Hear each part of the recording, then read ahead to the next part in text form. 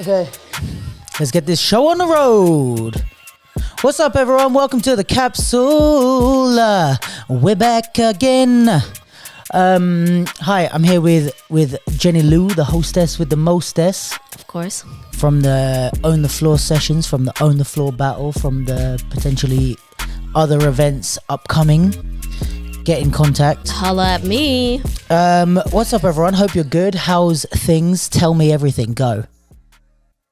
Interesting. Wow, crazy. We have had a busy few weeks. The last pod we put out was with Joel. Everyone seemed to love that with his intellectual breakdowns. When it comes to the physical layer, I don't know how many times I've heard that. Like, when it first comes to sentence. the physical layer. When it comes to the physical layer, and now you're gonna have a lot less intellectual breakdowns and more opinions. And Well, I was talking about myself. Yeah, speak for yourself. All right, go on. Yeah. Intellectually break something down. Well, on the physical level, when it comes to the physical layer. Well, go and check out that podcast if you haven't seen it. We love Joel. Also, happy birthday. Yeah, happy birthday, Joelle. I love you so much. So there's, what shall we get to? There's so many things. I have some shoes behind me. So guys, just before I talk about this is not a Nike advert. But we're going to talk about some Nikes. No, actually, so I got a pair of these new the new DNs. I'm just going to balance them right there. Oh, Look at that. Oh, shit. Wait. The new AirMax DNs. So for those that don't know, the AirMax range is a range of trainers that I believe began with when Tinker Hatfield made the AirMax 1, which is the classic silhouette. I had my hat somewhere here, but it has it on there. But basically, he was brought in and wanted to make something for Nike, and he was inspired by a building in Paris. I forget the name of it, where the pipes isn't are it on like the the Pompidou? Is it where the Some pipes are on the Pompidou, outside? Yeah. And he had the idea to put these air bubbles on the, like, to show them, for them to be exposed. And everyone was like, what? It'll never work. And then everyone loved it. And now it's a lot more common. And there's I don't know how many Air Maxes, but there's a billion. But then basically Nike every year do a celebration for Air Max Day. And usually, I don't know how long it's been going, that they release a new Air Max on Air Max Day or near Air Max Day. But they do it now. Yeah. Last year was the AirMax Pulse. This year is the AirMax DN. I actually did not get these from any of my association with Nike at all. You just signed up early, like a good fan. Yeah. No, well, there was an event that End Clothing put on with Nike and a place called Soul Cycle, SOLE.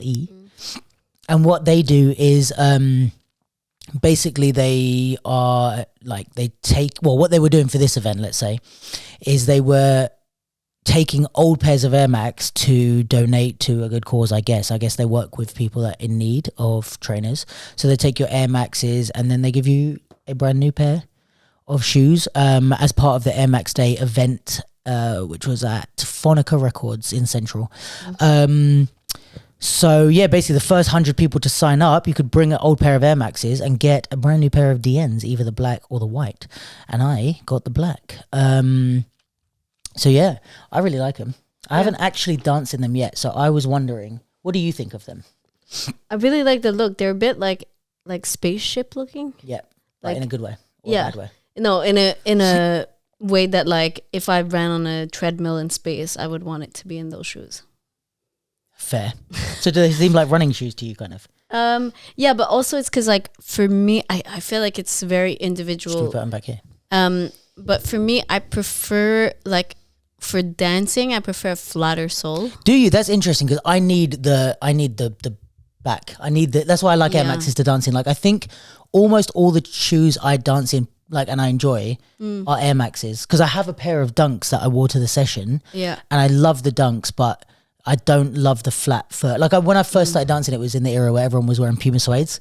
So that, like, flat sole thing was like really thin, good. Flat sole. Yeah, but now I quite like having a little lift in my heels. Yeah. No, I mean, I really like the look of them. But yeah, for me, for dancing, also it's because I've had, like, since I was a teenager, ongoing, like, I would always roll my ankle. And if the sole is thicker, It's more chance of rolling over. Yeah, and it's like I feel like if the sole is thicker, there's more chance of me rolling over my ankle, and then it's like higher. Yeah, that's also fair. That happened to me a couple of times with my other AirMaxes. That like, and I jump for example, if my foot is like that and I jump that way. So if I jump to my side, for people that are listening, and I land, it's a bit harder. Like I have to have a bit more strength in my ankles to not go over like that when it's higher. But yeah, I don't know. Yeah, I guess the flat shoes are better. But I don't know why I prefer this. I think if I have to like think scientifically, shout out Joel, but like when it comes to the physical layer, literally when it comes to the physical layer of dancing, no, but like I feel like I'm pushed a little bit more onto my toes, and when I'm on my toes, I feel like I'm a bit, it's like playing basketball, like you never have really like your weight on your heels, you're always forward. So I wonder if the lift on the heel pushes me forward onto my toes, and then I feel a bit more like mobile or bouncy, like a bouncy cat. Yeah, and maybe I think it's sometimes I can not be off balance with a flat shoe, but yeah, you're less like...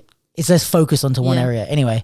But I feel also for popping anyways, like, because like hip hop or house or whatever, I feel like you would be more like heel toe kind of. I feel like popping you would be often like flat footed. Like people like Cam wears like TNs, which is another, it's not an AirMax, I don't think. Or maybe they are an AirMax now. But the TNs, which are like this, like high sole. Yeah, I mean, it's really like individual... You know what I find interesting is like that dancers don't want a shoe made for dancers, I find. Yeah.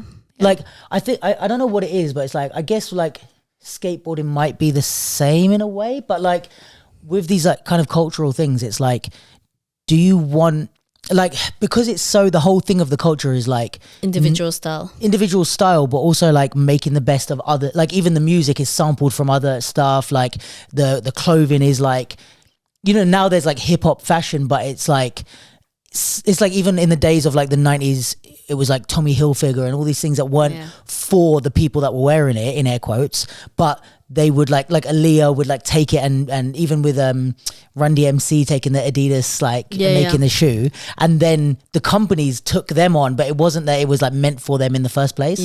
So I think it's like part of the culture that it's like we like to just dress like fashion first, and then if we can dance in it, that's almost second. Not for it to be like something that's prescribed. Yeah, like I feel like with, I don't know, maybe like contemporary dancers or more like jazz and stuff, they want the jazz shoe or the ballet shoe made for them by Block or by whoever, you know. Sure. Whereas we want something that's like made for good fashion, and then we take it. Yeah, and but it has to fit obviously like how we like to dance or whatever. But still. But I feel like there is like in terms of kind of like specific dance apparel or shoes, like it would appeal to like a certain demographic of dancer. I just don't think like, well, I'm talking like battle dancer, freestyle, like or more the adults. Yeah, maybe like in terms of young people in the studio, like choreo or kind of yeah, crews. even then I don't know. I mean, maybe. But then it's like you don't want to be wearing the same thing as the other crew, so I don't know. I mean, I don't know enough to know about that, but I feel like, you know, there might be people that are like on TikTok and whatever, and they're really into dance. Yeah, they might want it's a like, dance. oh yeah, it's shoe, a dance, like it's a dance collection. So yeah, I think like that's what I think like the Nike dance collection that they put out at the end of last year was not too over the top dancer, like I'm a dancer, like that kind of almost cliche thing, which I think it's not like Nike dance. Yeah, even if it said Nike dance, I wouldn't be mad at it. But it's like it's those stereotypical like, I don't know, like oh, we're gonna put out like leg warmers and like you know, like a split sole shoe that's like for jazz. It's like, okay, that's very like somebody's impression of like what dance is like. Whereas like, I feel like their stuff was more like, it is still movement stuff, but but it could be part of not any collection, but like but yeah, no, I quite like this. I like the I don't know if I was, because was it you that said they grew on you, or Lewis? No. Someone said they grew on them. I kind of feel the same. Like at first I was like, not sure, but the more I look at them, and especially having them in real life, I do quite like them. This is quite flexible, this top part. No, but I like the shape. I think they're a bit like sleek. Yeah, I need to dance in them to check them out. But no, they're definitely decent. Yeah, I don't know if there's much else to say on them, but I quite like them. I think the black I prefer to the white in this selection that I had. It was like the white was like all this part Was here black? was black, and then the main Yeah. part was white. But yeah, I think it's an interesting thing, like seeing what shoes dancers like. I feel like a lot of people nowadays are wearing like AirMaxes and stuff to dance in. You still get people wearing stuff like hush puppies and stuff, but we're not going to talk about that. But yeah, anyway, shout out Nike for AirMax Day, and End and Soul Cycle for that event. That was really cool. Yeah. You know, they actually like recycle the soles to make like basketball courts, Oh, sick. to make like the floor. Nike do. Yeah. Oh, that's cool. Yeah. Sick. Like if you bring your trainers back to the store, they Oh, use cool. the soles for that. I need to look up what Soul Cycle actually do with the shoes that were donated. But yeah, I loved it was a cool event, a nice, really nice location actually. I wonder if they're going to do more stuff there. It was like the record shop is, I guess it's a record shop, Phonica Records, but like underneath there's a whole event space. So I was like, how are they going to fit all these people in here? And you go in and you go downstairs and there's a whole big like warehouse thing. You were scoping it, right? You were like, Yeah, I was like, interesting. good to Yeah, and know. really good location, like central. But yeah, cool event. What else do we have on the agenda for today? on the outline. Well, I was going to mention open heart surgery Okay. because I had done that. Mention it then. Open heart surgery. Oh, And on to the next one. No, I did open heart surgery now 2 weeks ago. is it? Wasn't it last weekend? I don't know. I can't tell. No, it was because last weekend I was in Groovanometry. And then the Correct. week before Yes. that was... Correct then. So 3 weeks... No, this week? The week before? Yeah, so 2 weeks ago and a bit. Yeah. Anyway, open heart surgery, for those that don't know, is a program of Breakin convention who have their annual festival coming up at the end of April, beginning of May. First weekend of May. Yeah, well, I think it's like anyway, whatever. First weekend in May, the full Breakin convention festival, but they do also open heart surgery and back to the lab, which are like not professional development. What do you call that? Like Like choreographic residency. choreographic programs. residencies for theater people to come in and just like make stuff basically. And it's like the idea is you can either come with an idea or come without an idea and just build. You've done it. Yeah. You've done open heart surgery once, back to the lab once. Yeah. I realized on this is the 4th time I've done open heart surgery, Yeah. which is sick. Over the course of the last decade, basically, Crazy. because the first time I did it was When I did it. probably 8.5 years ago, 9 years ago. Yeah. When we did it together. Yeah. Cute. That's where we met. Yeah. And Well, kind of. Not really, but got to know Well, each yeah, other. got to know each other, yeah. And the first time I did it with 9 people. Then the next time I did it with 3. Then I did a duet, and then this time I did a solo. Yeah. Next time you're gonna do it, there's gonna be no one on stage. We already made this joke during the week, yeah. Oh, okay. But that was a good joke. Oh, I thanks. just made it first. But yeah, so it was good. It was fun. I really like to put myself back in the vulnerable position of being an artist and having people be able to like critique my work in the studio, but also in the theater. Not that there's really any other podcasts that are doing this type of thing, but obviously because I do this, it's nice to also give other people a chance to get at me if they have anything to say. Yeah, well, come on. No, but it's not only that, but it's like I just always want to be able to. That's not the only reason why I did it or why I do battles or anything like that, but it is part of it that it's like I want to still always remind myself of what it's like to be in that position when I'm critiquing other people doing it. You know what I mean? Like it isn't as easy as it looks to do that stuff. Like I found it really difficult and stuff like that. It doesn't mean that you can't critique the outcome. Yeah, yeah. As soon as you put something on stage, it is open for business, for critique. But it's still nice for me, especially doing this, to go and like do these programs and do battles and put my stuff out there to make sure I always have that empathy, if that makes sense. Yeah, for sure. And also I think it's always good to, it's like an occasion also to check in with yourself or where you're at, like, you know, because obviously you have this going on, but you are also an artist and like a dancer and whatnot. So it's like if you don't keep on being active through those things, it's like it just can not become part of your practice easily. So I think making the conscious effort to like put yourself in a position where you do get to practice also just keeps that muscle like engaged. So. Yeah, definitely. Well done. Thank you. And yeah, it was interesting doing a solo, like working in the studio pretty much by myself. I've never really done that before. It was 6 minutes. All of ours has to be 6 minutes max. But I did. It was like mostly improv, but it was like it's an interesting thing because a lot of times I've had that like cop out kind of thing of like I'll just freestyle it. And then I have some sort of structure, but I just rely on like freestyling. But like theatre, you can't really, like no one gives a shit if you do a cool wave. It's like it has to have some depth to it somewhat. So it was like, I've never really done that before, but of like freestyling in the studio, but like actually trying to work on what, like not even coming up with moves choreographically, but like working what is this section of freestyle about and like what looks good, what doesn't, watching the videos back, like just working on what different types of movement will fit this thing the best, and do I have enough in my repertoire to fill those up, or do I have to build it? You know what I mean? So it was really interesting and good to do, and difficult, actually, very difficult. Yeah.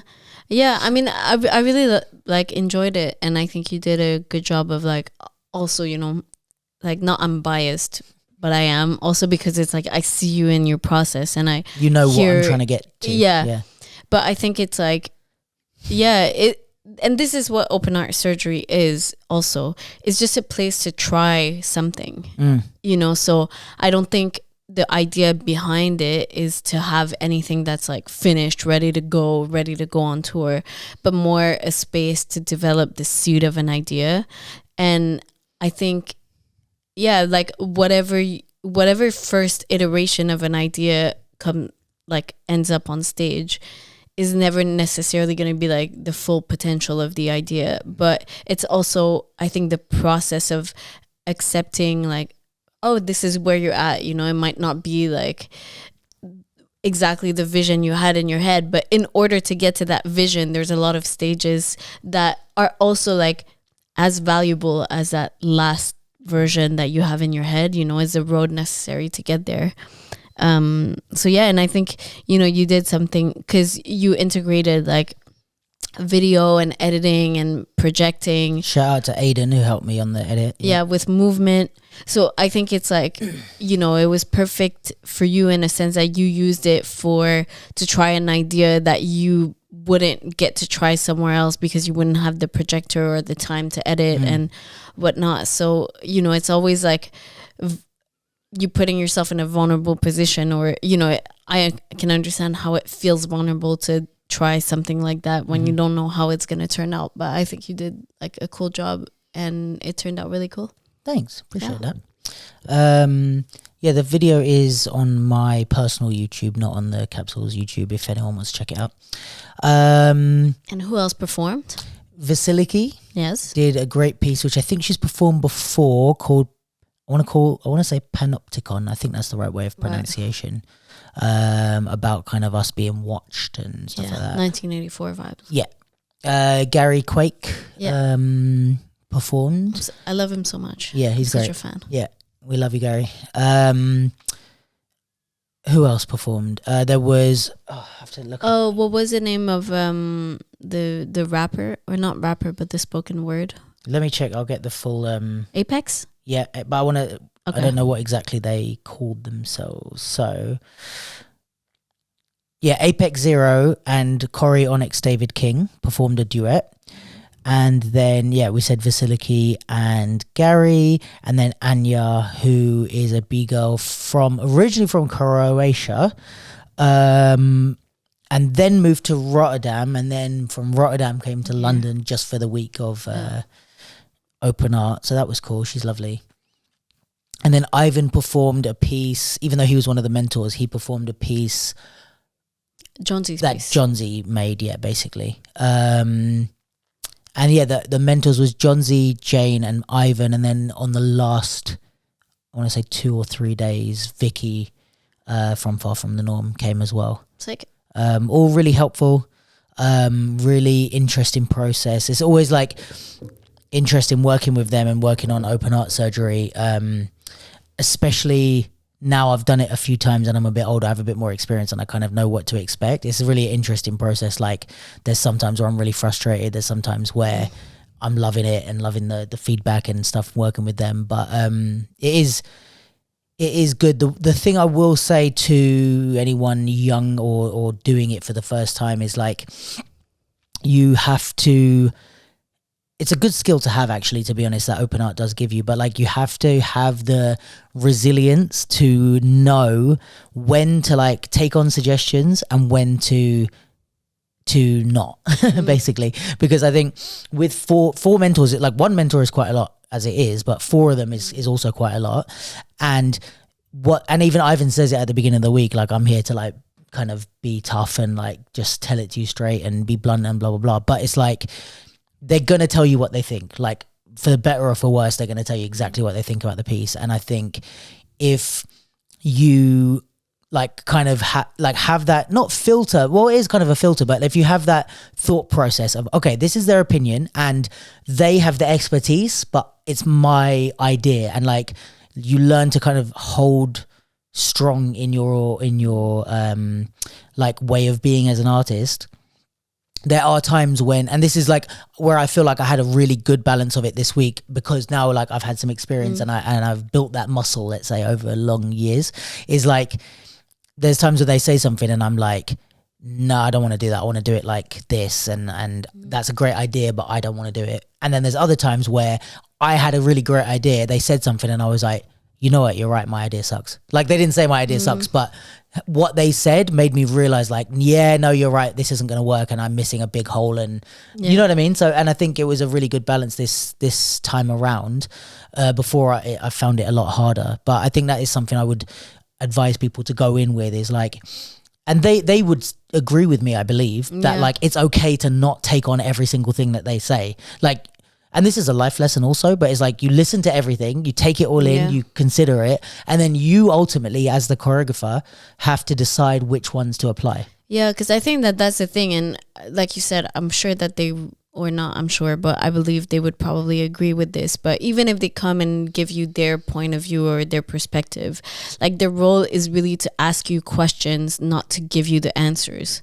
So I think it's like, especially when it's a personal project or a creative thing, nobody knows what you want to do in your head. And it's like, you know, they can be helpful in helping you understand how it's being perceived, you know, or so that might inform how you shift certain things. But at the end of the day, no matter what you do, everyone's can have an opinion on it.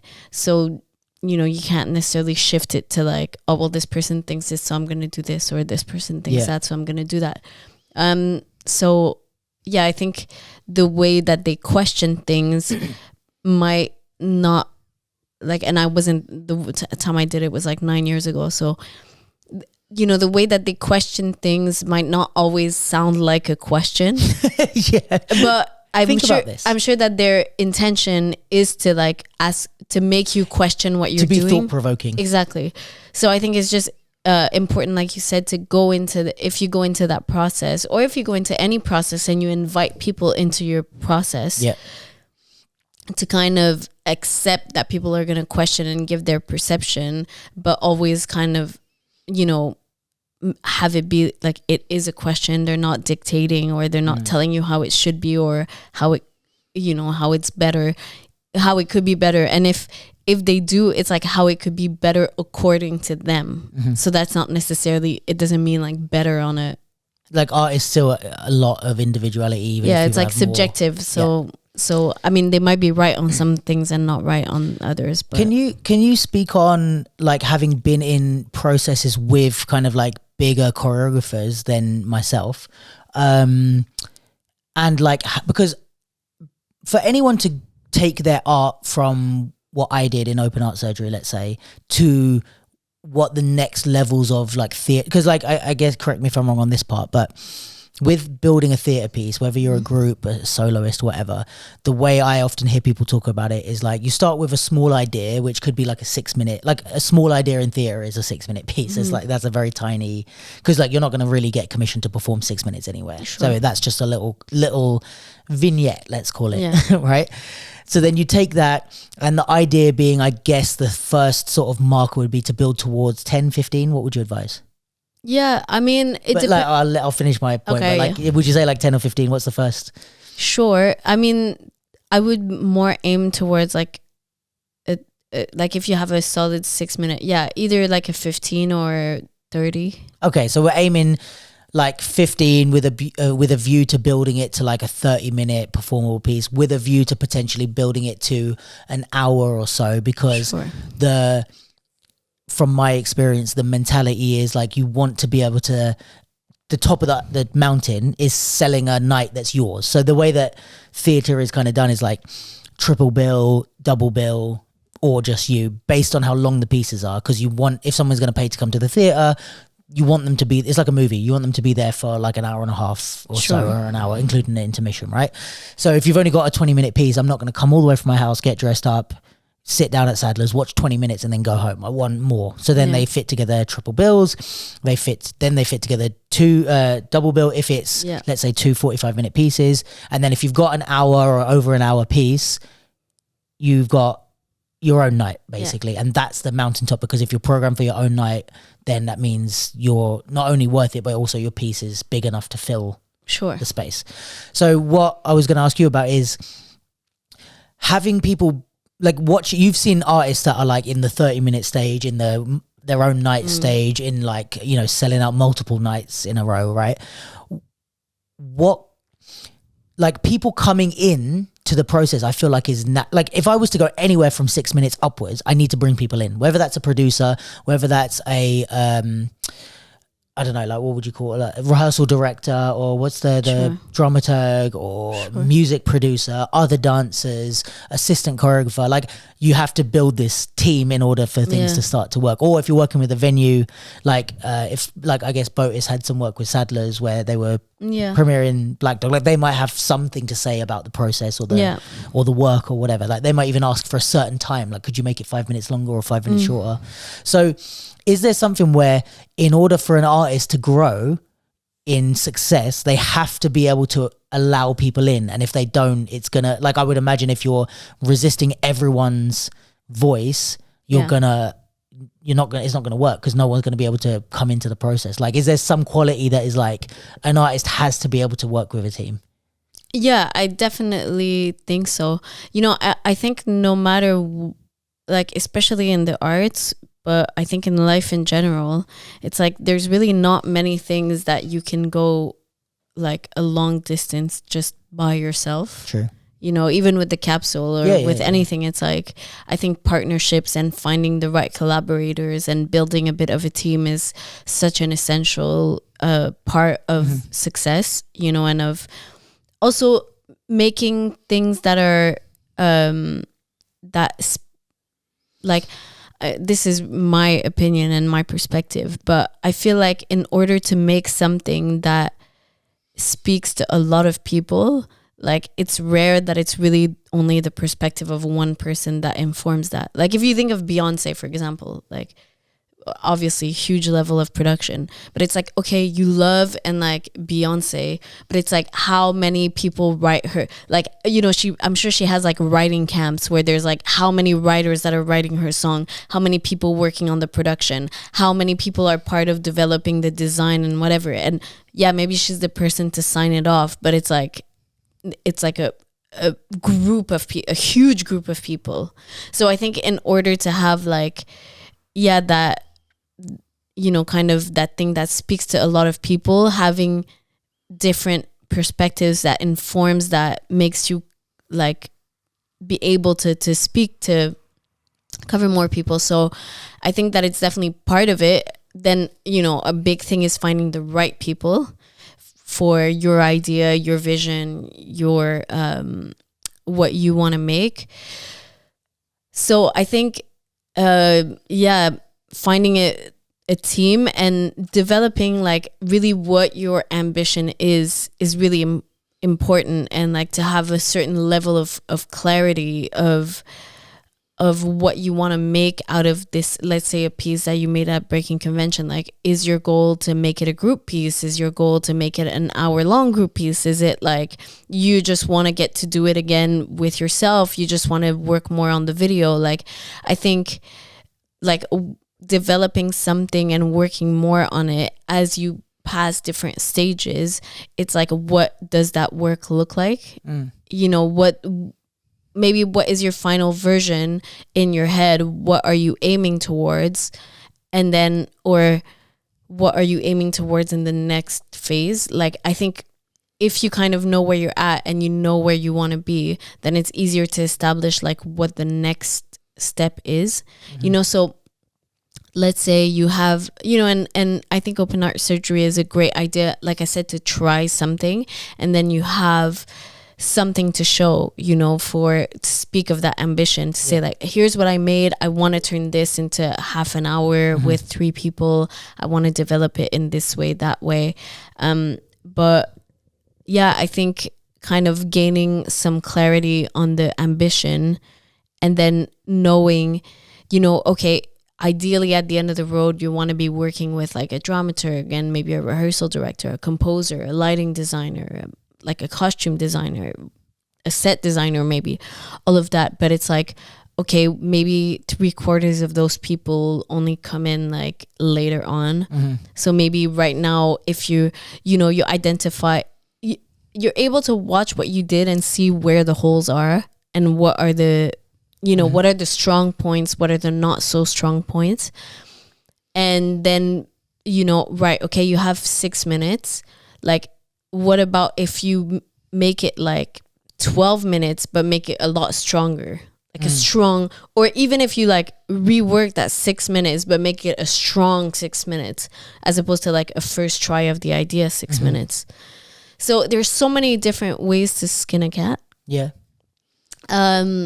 So I think tackling the work and like defining what the next step is really important, but it depends on the person. Like, I don't think there's necessarily a formula of how to tackle that work, but it's like, right, if you know you have like 1 or 2 trusted people, like even, you know, the mentors are great, because maybe they're people that if you have a really good rapport with one of them, then you can kind of keep going to them, you know, like.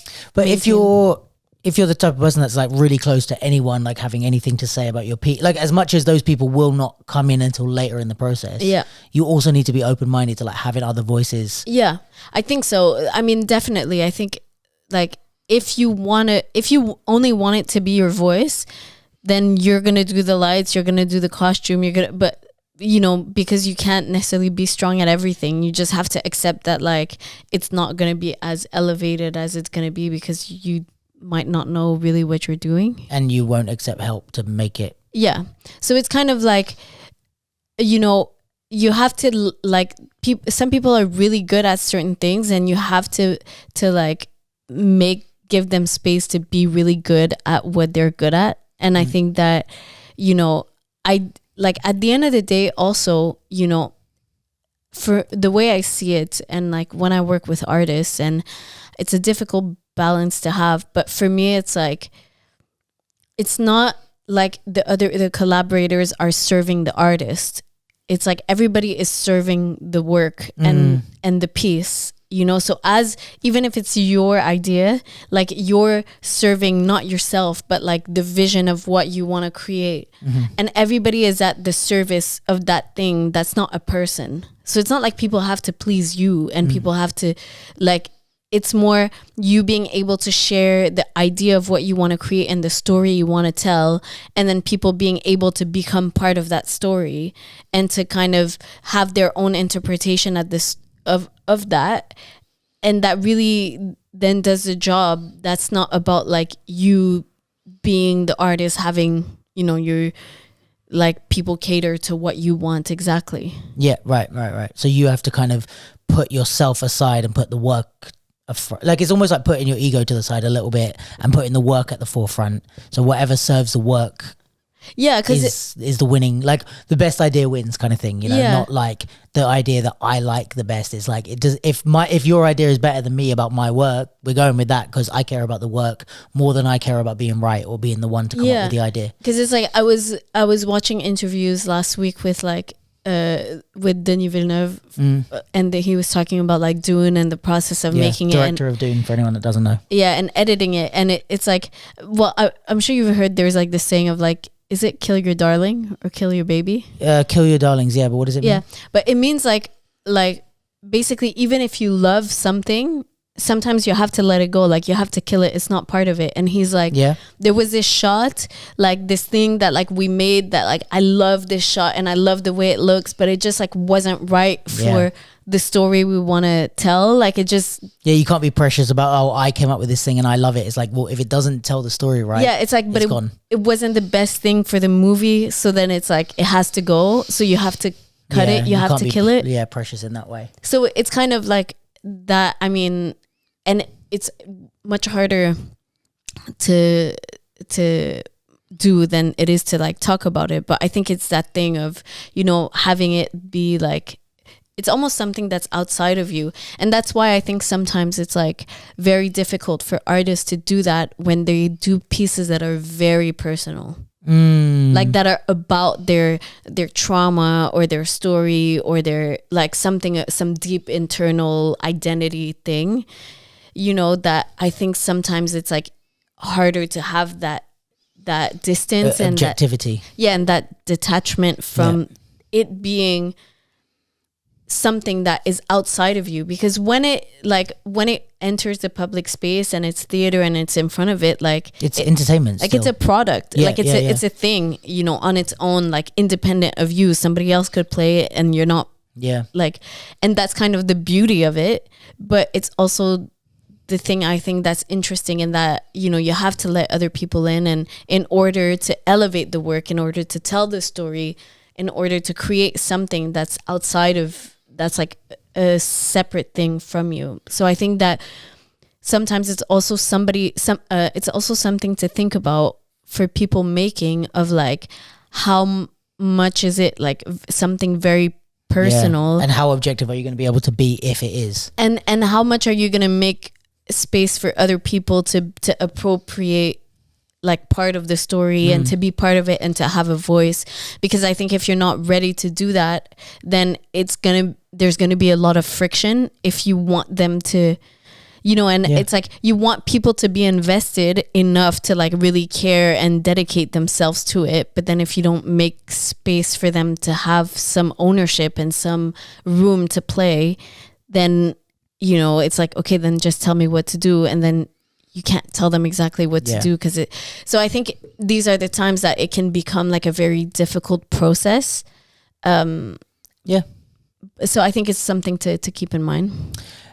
On the note of making work, should we talk about the big boss?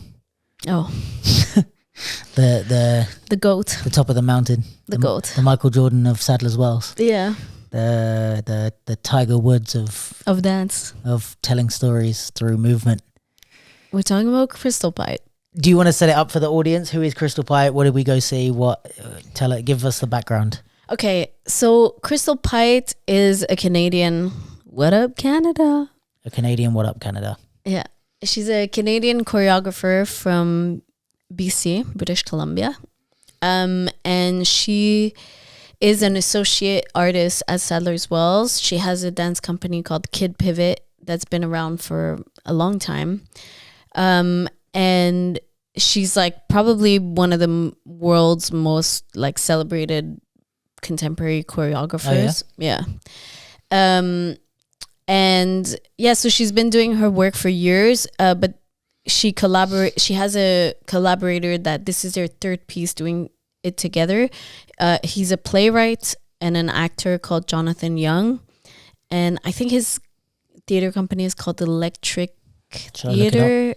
While you continue, Electric something. So they first collaborated in 2015 on a piece called Betroffenheit, and then they did, I think, in 2018 Reviser. And now this is their third piece that they did together that's called Assembly Hall. Mm-hmm. That was at Sadler's, I think that from Wednesday to Saturday. So they had like a 4-night run. Yeah. Wednesday, Thursday, Friday, Saturday. Yeah, 4 nights. And yeah, I feel like I've set it up. Electric Company Theatre. Right. Yeah. So... Yeah, so I've seen The Statement, I've seen Reviser, I've seen Assembly Hall, and what was the other one called that I saw? The short one? It was Creatures of Extinction. Okay. I think. Something of Extinction. Creatures. And that was a triple bill that one was with. Who else was on that? Well, it was all Netherlands dance theater, but I can't remember the other. The one I went to see, The Statement, was Netherlands Dance Theatre, and that was Wayne McGregor, Crystal Pite, and someone else. Yeah, all choreographing on one company. Yeah, which is an interesting model. And then when we went to see The Extinction, that was NDT as well. Yeah. Okay. So that was NDT. I think Wayne McGregor did something on that as well. No. I don't think it was. I know one of them was a German choreographer, and then the other one was Peeping Tom. Ah, yeah, that piece was good. Yeah. Yeah, that piece was good. Yeah, so she choreographs a lot, like, you know, also on ballets and like in Paris, like she gets commissioned for different things, but that was like a work on her company. Yeah, so this is like her company, her work, her dancers, like. I think Statement, Reviser, and Assembly Hall are like my top three. I'm unset on positions. Yeah, potentially of all time. The Extinction one, it didn't blow me away, but it was still obviously really good. Yeah, it didn't blow me away. But yeah, I was thinking of who even comes close to those three pieces that I've seen in my personal taste, and I was thinking Tentacle Tribe.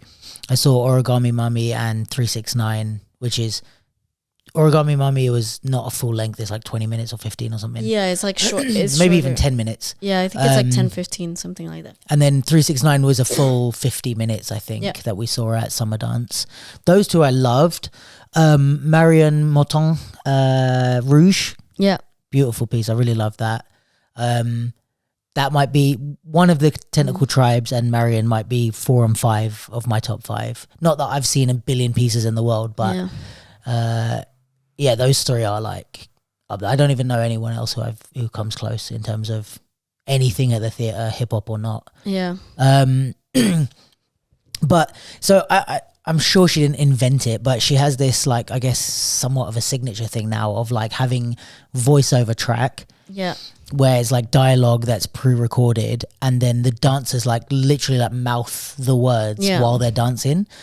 So obviously you don't have the issues of them being out of breath or whatever, but they have to learn, like, and it's not like very obvious. It's very human, well-written dialogue. So there's loads of nuances to how they say it and stuff. So it's insane that they can mouth the entire show, let alone dance as well and do all the stuff that they do.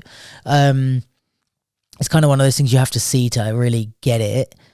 But yeah, I mean, the thing that I love about her, about Crystal Pite, that I love is that, I was saying this to you after we saw the show, but is that like coming from the kind of hip hop theater background, right? When you watch this, you're like, this is not just, oh, she's a good dance choreographer.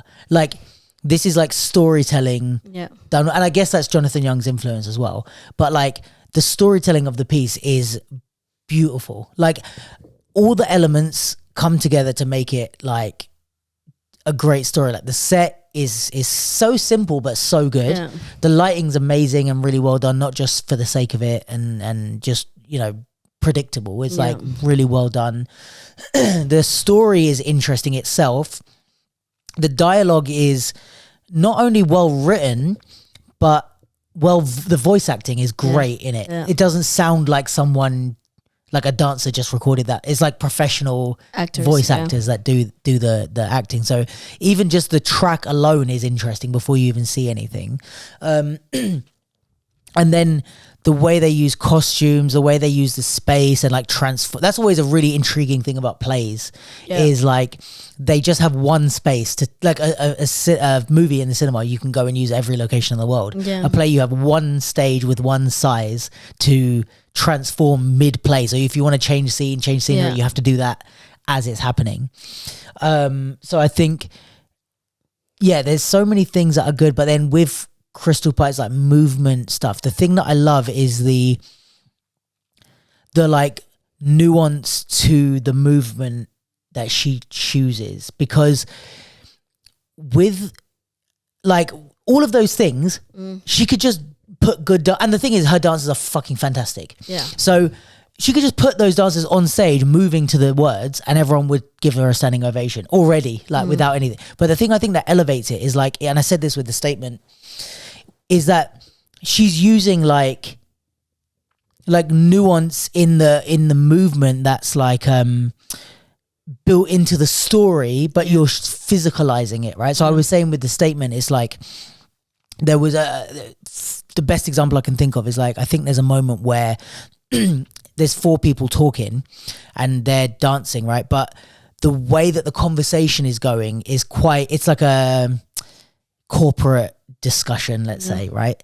And the way the discussion is going is that it's very polite and civil, but one person you can tell the subtext is that they're kind of pulling rank and like putting pressure and being like, oh no, but could you maybe tell me more? And it's like a bit like they're putting it on them subtly. But the dancers are physicalizing that. They're literally like on the table, backing them down. Yeah. And it's like the voice thing is so innocent, but because the subtext is menacing, the dancers are physicalizing that in a menacing way.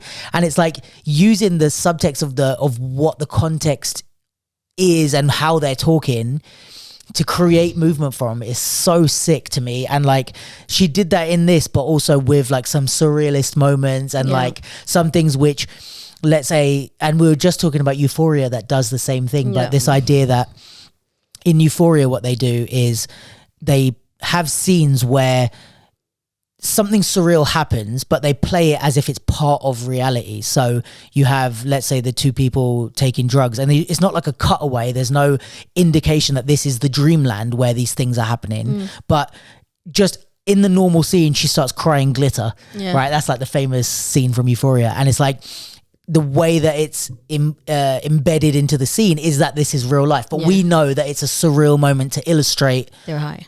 That they're high, right?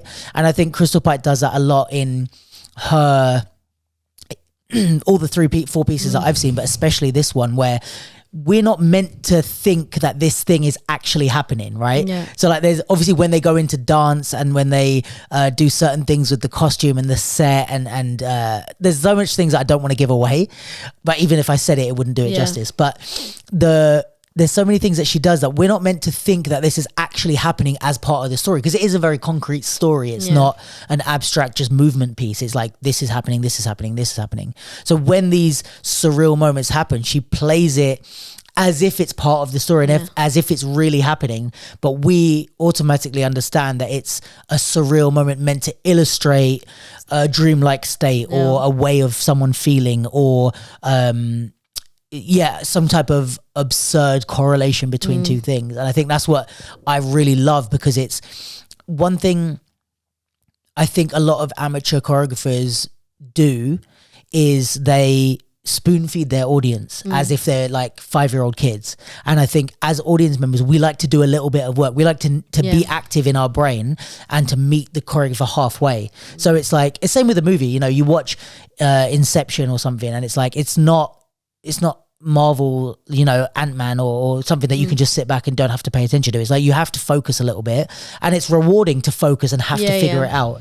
And I think, say with this piece and a lot of her other work, is like you do have to be a bit active and try and figure out what she's saying and all the but you stay engaged. And it's one of the, let's say, it doesn't happen all the time, but like 60 to 70% of the time that I go watch stuff in the theater, I get sleepy. Because it's just like, it's hot and it's loud and it's late and I've probably had a long day and I get a bit like droopy eyed watching theater. I'm sure there's people that don't admit it but also agree with me. But her pieces, all 3 of them, is like the most awake I've been. It's like coffee in a piece. It's like I'm sitting forward literally like, this is sick. And I'm like actively not only figuring out what she means by it, but like I'm breaking down in my head all the elements. I'm like, oh, and that's that. And then by the time I figure out that part, it's moved on and a new element is in play. And then the music starts to come in and I'm like, oh, that's supposed to be the thing from earlier. And oh, look, now they do. And it's just like, my brain is constantly doing that, which for me is like the most rewarding way to watch art. Is like, don't spoon feed me and make everything super obvious, which I think also that's a big flaw of hip hop theater. Is like a lot of it that I've seen is like very spoon feedy. Like if you're acting something out, it's pantomime-y. If you're trying to get I'm crying, you do the most pantomime cry ever, whereas I think a lot of these more experienced choreographers, they're doing things with such a level of subtlety that it's like, it's trusting in their audience to be able to pick up on that stuff. Yeah, but I think it's like I think it's like the dance skill is one thing, and then the storytelling thing is the storytelling skill is a different skill, you know. So I think it's like, as you start, even if you have 10 years of experience as a dancer, when you start making things in storytelling, it's like there's another learning curve of how to kind of, you know, where the dance is not the like it's not the point. Yeah, and it's I think that's Jonathan Young's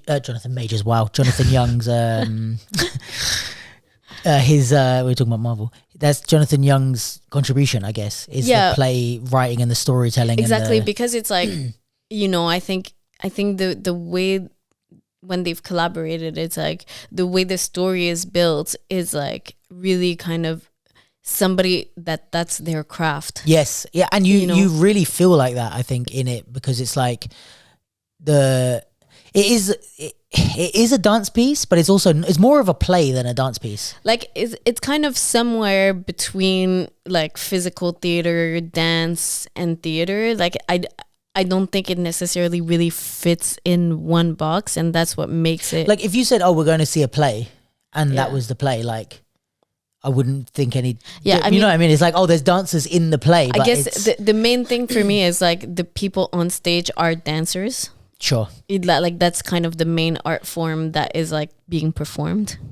Yeah, true. But it is more about the story than it is about, which I would, I mean, again, like that's what I would associate with a play, is like when it's about us telling a story. Whereas often when I go see dance theater, it's like, yeah, there's a story, but it's mostly about the dance. Yeah. You know what I mean? Yeah, but I think it's like, and you know, that kind of goes with like taste. You know, I think for me, the like my favorite works that I've seen, you know, always kind of had a narrative that I could, like, I do like to be able to really not get something, but if it's too abstract, sometimes I get a little bit like disengaged. That's the thing. It's like, it's hard to, I've spoken about this to people, but it's like when you have something that's really abstract, the audience are looking for narrative first, right? If you put two people on stage, you already think there's a relationship between them. It's a friend, it's a love thing or whatever. So people are looking for narrative in anything. Yeah. If you make it so abstract that they're going to fall off, like if I think of it as like layers like that you can literally fall off. Yeah. If they're going to fall off the narrative layer because your piece is so abstract and that's quite a airy, fairy, cloudy type of layer. Yeah. If they're going to fall, you have to have something that's going to catch them. Yeah. So like I often talk about it of like just the strength of movement and like how cool the movement. So I'm like, if the audience don't get your story and they don't even invest or they don't even think about the story, is it just visually pleasing enough for them to enjoy for half an hour? But it's like, I think that's what also, you know, certain like art forms, I feel like ballet, you know, it's kind of like the stories are like old classics that everyone knows the story. Yeah. Like it's like Swan, like, okay, you know, in the first act, this is what happens. So because people come in already knowing the story, then it's like, it doesn't have to worry as much about like, even if it is kind of explicit in a way, it's like, because you know the story already, you can kind of make the association of like, oh yeah, this part means that. And you can keep it abstract because we know what the thing is. Like we know what it's supposed to be because we know the story. So and we know who the characters are. Like, oh, we know that's a princess and this is the guy that's going to come save her and da da da. So it's like part of the work is already done, you know, but I think, you know, and kind of going back to like the open art surgery thing is like, what is the story or the piece that you want to tell? Like, does that need to be an hour? You know, like, is the story that you want to tell, like, is it 15 minutes long? If it's 15 minutes long, then there's no point in making it 30 just for the sake of making it a longer piece. But I mean, I just think there, you know, one of my favorite things about, I think, like the Crystal Pite pieces that I've seen is just like, there's always a certain level of humor. Oh, it was genuinely funny. And I'm not one to laugh if it's not funny, you know, but it's like, it was actually, it's so hard to describe where it's like, you're not laughing because they're trying to make you laugh. It's like, it actually is funny. It's clever or, you know, and it's like, I feel like humor is so much harder to do than like dark and stormy. Big compliment to Jonathan Young. Yeah. Because it's 100%, well, Crystal Pite supplements the humor with the work, Sure. but it's Jonathan Young's writing and the voice acting that makes it actually funny. And it's like, I feel like they do such a good job as well, and even like on stage with the movement and the choreography, but just everything in general of capturing things that are so human and so recognizable, of like, we all know that person that is like that, we all, like, you kind of recognize the characters of everyday life, and I think even though like the premise are quite specific, it's kind of easy to recognize your own life or people in it, and to make the association and to kind of then take it into like a surrealist kind of like dream space, that kind of goes in a bunch of different directions. But yeah, I just think she's like, and this is again about finding collaborators. It's like they found each other and they both I don't know how they work together like through the process, but they both kind of play to each other's strengths, and I'm sure there's parts where he works on his own and she works on her own, and then they come together and then they're like, what about this, what about that, what about this, and then again like go on their things. So it's a testament to when you find the your people ability that you to collaborate. Then it kind of elevates it so much higher than if she had the idea and she tried to write it. 100%. Insane. So good, so good. It's gone now, but I would recommend go anything with her name on it. I would recommend doing that. If Crystal Pite, like, I don't know, does anything, if she does anything, go and see it. What else do we have on the... What else do we have? Unless you have any last words on Crystal Pite. I love you. Brilliant. I went to Groovanometry. Oh, how was it? Good. Well, 9th year of Groovanometry. Next year's a decade. So shout out to Groovanometry for lasting that long, because we know events be coming and going like nobody's business in this... Standing the test of time. In this scene and in this country. And I love that it's not only a long-standing event, but it's a long-standing event in Manchester, and they've kind of stuck to keeping it where it is and not had the temptation to move to London, any of them, as like as dancers, but also as event organizers or whatever. It's nice. And it seems like it's grown like in a bigger venue and like... Yeah, it grew into that venue. I forget when they moved into that venue, maybe 3 years ago, 2-3 years ago. I think it was, in terms of size, it was the same weekend as Move It, and they had Dance Your Style at Move It, which we can talk about in a minute as well. But I don't know if that affected numbers. Right. I think I wasn't there last year, but I was there the year before, and I feel like those years the numbers were a little bit higher. Right. But that might have been a Move It thing that it affected people traveling up from London, because maybe people, especially in the battle scene, maybe some of them wanted to stay for the Dance Your Style qualifier. But still a good vibe. It's a 3-day event in Manchester. So the first night is like a small all-style battle, and then I think it's only the last 2 years they've done this, because before they used to have a theatre night that they did for a little bit, and now on the Friday night it's this all-styles battle in a kind of bar where it's like beat makers making stuff live or producing music and spinning their own tracks, and it's really interesting. I got there late because I had car trouble. If anyone saw my stories on that day, my car got clamped. I don't want to talk about it. So anyway, £300 later I got to Manchester, and £300 and 4 hours later I got to Manchester, and caught the end of it. Lewis ended up winning. Go Lewis. But yeah, it seemed like it was a good vibe, and some of the music seemed nice. The main event. So then the second day you have the Cypher Day, which is popping and hip hop is together, and then breaking is on its own, but they have an hour and a half of cyphers. They pick a top 16 in all 3 styles: breaking, popping, and hip hop. You battle your way. Groovanometry, I say this, Groovanometry is the only place that I like the cypher prelims in my experience. Every other time I've been to a place that do cypher prelims, I hate it with a passion.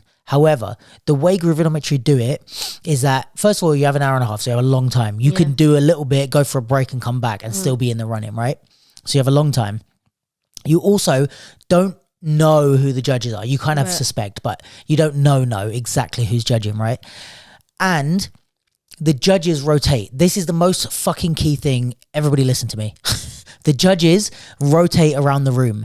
You do not put the judges in one place, because what happens when dance for them. Exactly. It turns into a UDO, dancing in your face type of situation, right? And if you have the judges in one place, everyone just sticks to them. And no matter how, unless you have like 10 judges in a room with 100 people or whatever, everyone just goes and it becomes a huge cipher. Everybody fights to get in it because no one has any civility when they're trying to get through a prelim, which is to be expected. We were all just out there hustling, trying to get through. So you have like 4 people jumping in, and then no one is polite enough to go, oh no, you go. So it's a 4 people dancing. And which surprises me about England. Yeah, but it's like if 2 people go in at the same time, usually what happens in a cypher is you might dance together a little bit, but one will eventually let the other person go. But when it's trying to get through, it gets so ridiculous that you literally just have 4 people. They're not even dancing together. Yeah. They're just doing a round all together at the same time. And it's like, this is a mess, and I hate it. I've literally walked out of a cypher prelim and been like, this is annoying. I don't even want to get through anymore. I just walked off and been like, I'm not doing it. Groovanometry is the only place that I enjoy it because of what I said. The judges rotate, so you can, and you don't know who they are, and you don't know who they are technically. So what we did is, and especially if you're me and you have friends that are good at dancing, you can afford to do this. But like when the cypher got too big, it's like I grabbed like Lucia, Slayer, Lewis, someone else, and go start another cypher. And then eventually, when you have a good cypher, like people will come over, go start another one. Yeah. So like you can just move around the room. I could stand and dance on my own in the corner, or like me and you go back and forth and just do rounds, the 2 of us, and I'll still be considered and the judges will still walk around and check. So you can afford to cypher properly. You can bounce between ciphers. You can stay in one smaller, like there's loads of small ciphers that develop as opposed to one 25 person cipher, which is a fucking monstrosity, mutated nothingness, right? So like when you have these like more organic ciphers, people are actually dancing, and after a while, especially when people start to get tired, you're actually really ciphering. You're not like trying to put it on for the judges and stuff. So yeah, it's a much better way. So shout out to Groovanometry for doing it that way. And then you basically get given a medallion, which is, I actually think, a really cool like wooden thing, a really cool thing. I have it somewhere, but that because the fruit basket, I got through. Not to brag, but I've got 2 of them because I got through. They're not the only, the ones from this year are not the only ones I have. I have quite a few in the drawer from other previous years because I've got through so many times. Anyway, so but not to brag, just bringing it up that they're overflowing in my drawer. Anyway, so what I'm trying to say is, you get a medallion, so that's when you find out who the judge is. Like someone just gives you a medallion, you're like, oh shit, okay, I'm through. And then that means you're through to the top 16. You go and write your name down. And then the Sunday, you do top 16, top 8, and the winners of the top 8, so there should be 4 in hip-hop, 4 in pop-in, and then I think there's 4 in breaking as well, go into the crew battle, exhibition battle with the guests. So there was 2 guests in each team, and then 3 guests, I think, I want to say. And then the other 4 make up the 7. So anyone that wins in the top 8 gets through. So I think in hip-hop it was me, Corinthia, Kieran, and who was the last person? I'm going to have a look because I'm not sure. But so, and then in pop-in it was Lucia. God, I can't remember this off the top of my head. Sorry, guys. Oh, where is it? I can't remember exactly everyone who got through. But it was just an exhibition, like meaning not like people don't win. It's just no, people don't win anything. It's so the 4 people that win go in, and then it's I want to say 50 minute exhibition battle with 7 people. And then you just go back and forth through the exhibition battle, and then that's it. So yeah, it's always fun. I quite enjoy it. I think there's a lot of good things. There's an after party on the Saturday night. It is fun to be out. Like Manchester's a big city. There's a lot to do there, so it is worth going for the weekend. I like events that's like I've said this before, but it's like a whole weekend of stuff to do. It's like if I'm going to go somewhere out of London, whether that's France or wherever, you know, I don't want to go for one day for one top 16 in one start. It's like, okay, there's loads of different things you can do. Battle on the Friday. Like, I think they could even add more stuff to the weekend, you know. But yeah, I like that about it. I like the venues are all pretty cool. There's always like nice people there. What else? I'm just thinking of like positives and negatives. There's a lot of positive. All the stuff I've said is all positive. It's all a good. It's all worth going. I've been going since a long time. Like they've changed the. I was at one of the first ones, if not. No, I think I was at the second one, but I've been going for a while. Yeah, I went once, but that was like I think the first year I was here, so it might have been when we like went early with days. Dennis was there, and yeah. That was like maybe the second one. I don't think I was at the first one. Yeah, but I think in terms of, it's not like criticism necessarily, but like feedback. Yeah, like what I would do moving forward is like I think they could add something to it more. I think that's the hard thing because you get to a point with an event where there's things that you could grow, but then you start to need funding. Yeah. So this is the main thing is like if you're a producer out there and you want to help out. Groovanometry. Yeah, shout out to Groovanometry, and I don't know if they have producers, but like if they don't, maybe they would need someone. But basically, I think like I don't think it's like funded. I think it's a lot of like their self-funded. Yeah, self-funded. But I think like if they got like a big pot of funding, I think they could do some really cool shit with that event, and I think that would be the main thing. But when you say could have more, like what? Like more invites. First of all, I feel like that would be a cool. And they did used to have that, but I think like more like if you had more international invites, in that way, then you could kind of make it. Because like they had like Evian, Kane, people like that, but like Mr. YouTube who lives here. But like if you got like people that we don't get, which they have done in the past as well, like that we don't get a lot here as invites. Like it's like the kind of what UK champs used to do years back. It used to be really about like, oh my god, which invites are they going to have this year, and like that type of thing. But again, that's cost money for flights, hotels. Also, people want fees sometimes to be if they're doing an exhibition. Which is fair. Yeah, because if they're not, nobody's winning a prize. Yeah, that's the thing. Sometimes you can accept to be a guest at a battle. Yeah, if you can win a grand or exactly. If you can win a prize, you're like, all right, I'm getting my flights paid for and my accommodation to try and win this money. But if there's guaranteed no money, then sometimes dancers will ask for a fee to do something like this, and it wouldn't be unfair to ask for that. So yeah, I think invites. I think I would. If it was me, I would push Groovanometry to become like a kind of festival, like how Summer Dance did. So they're already kind of doing it. So like the Friday night, they've got that thing. Saturday is the afternoon. So they have a panel talk, I think, and they have workshops in the morning with Evian or like they had who the guests were. And then, and then they have the panel talk, and then they have the breaking ciphers, hip hop and popping ciphers. And then there's an after party in the evening. But I would, kind of condense all of that. Maybe while the workshops are happening, there's something else happening. Maybe there's like there's loads of stuff to do around the building, for example. Then you have the ciphers, and even while the ciphers are going on, there's like maybe other things, and then there's like I don't know, something before the after party, and then there's like I think they could do stuff with the after party to make it more, because they had, which is already a good thing that they're thinking about giving people something to do in the evening. But it was like in a bar, which was nice enough, and the music was good vibes and stuff, but like you could then add stuff to the evening night to like make that more Groovanometry focus, as opposed to just, because it was nice, but I could have been at another bar and not known it wasn't the Groovanometry one. It was just a bar party kind of thing. So they could add like, again, this is all if they had like big funding, they could add something to that. And then the Sunday was cool, but again, it's like, it started, I don't know what time, but like afternoon. So it's like you could do a lot of stuff with the daytime. You could, I don't know, have performances. You could have, I don't know, maybe a bigger venue or like other things going on. I think also it's like if you're going to have 7 people, you could maybe make the exhibition battles a bit longer.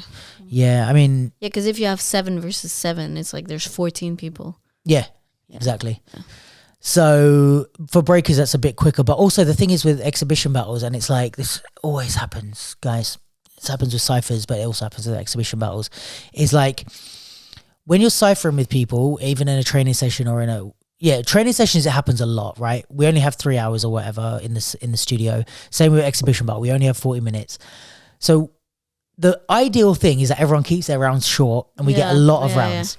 But what always happens is that someone at some point will do a long round. And then the next person does a long round. And then it starts the thing of fucking long rounds. And then you do 1, 2 or 3 rounds. And then what happens in everyone's head, whether it's consciously or subconsciously, is they say, well, when I get my turn, if I do a quick round and get out, I'm not going to get back in for another 30 minutes. Yeah. If everyone has to go. So I'm going to, which is fair. It's like, I'm going to take my time and do my round because it might be my only round to shine. Yeah. So I think it's really But then hard. it kills the vibe. It does kill the vibe. And that's the thing with breakers is like, because of the energy required, they never do long rounds. So it's always fast paced. And that's where the idea of crew battles came from, is breakers. It wasn't from us, because poppers do a 7-minute round of waving, and it's like, all right, like. We get it. So the only thing with the exhibition battle that I'd change is maybe make it a bit longer, but I think you could definitely do is have the host time the rounds. Right. I know they don't want any rules in terms of like, it's an exhibition battle, there's no judges, but I think we could stick to 1-minute rounds. Yeah. That's enough. Like, no matter how much you're into it, we could time the rounds and do, no matter who's in, whether it's, because there was also moments where it's like someone goes in and then the next person from the team goes in or whatever, but it's like each person has a minute. Yeah. Or you could even do each team has a minute. Like, even if you're going to do a commando, it has to be after 30 seconds or whatever. But like, or the host could just decide when to be like, and that's enough. And wrap it up. Thank you for this round. Yeah, for real. So I think like, I would definitely have the host time the rounds. I think that would come, because it's like 45 minutes, a minute round each. What's 16, 30? It's like, that's at least 3 rounds per person. Yeah. Or so. Which is a lot more fair than one person having more rounds, one person having longer rounds, and one person having like a quick 20-second or whatever.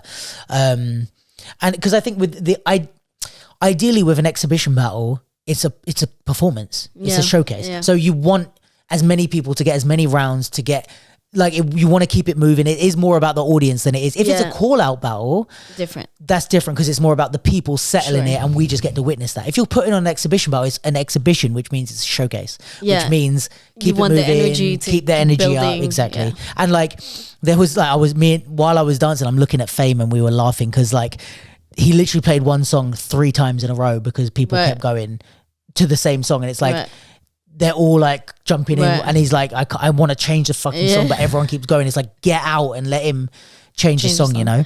So yeah, I think it just needs a little more corralling, you know? Yeah. And this is something I think for all events, and it's not necessarily criticism on Groovanometry, but a reflection. No, but like with every event, it's like, and I always kind of come back to these type of things, but don't let the dancers run the show, especially like the dancers who are in the thing.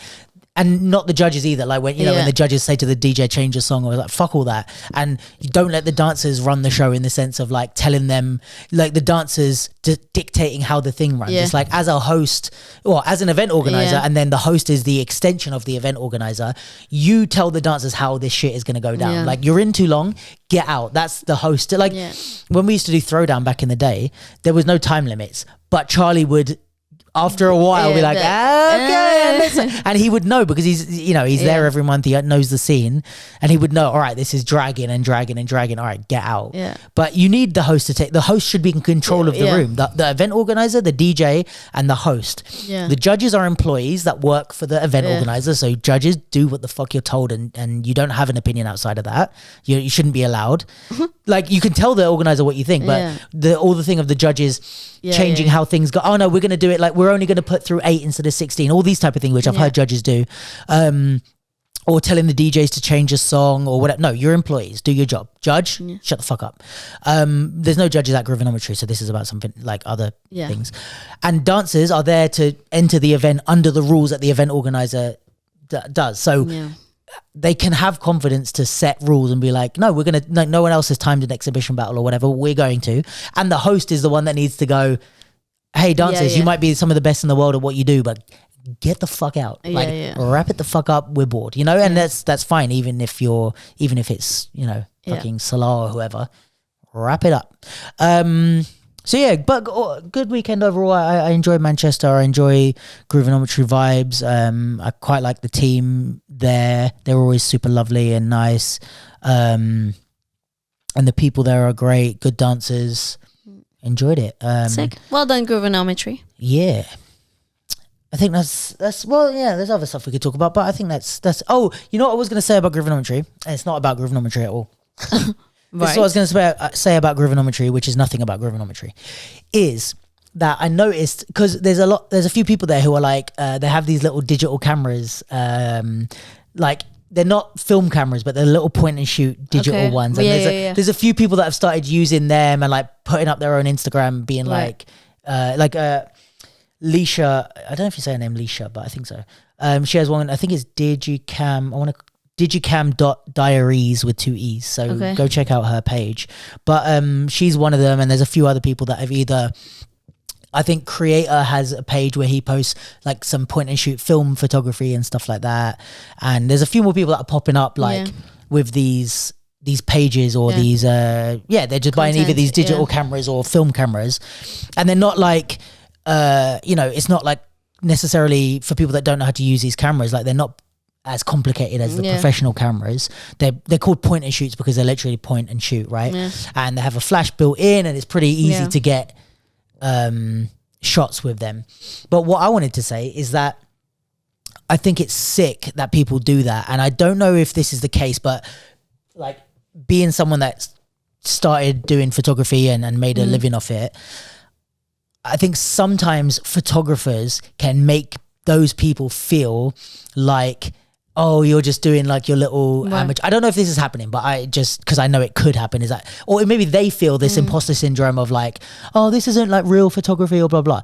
The thing I wanted to say is like, the photography is like capturing moments and memories. That's the main thing. Like there's an art to it for sure, and there's a level of technical skill to it. But the main thing of photography is like what you capture, right? You can be an amazing photography, but if you take pictures of nothing, it's like, it doesn't matter.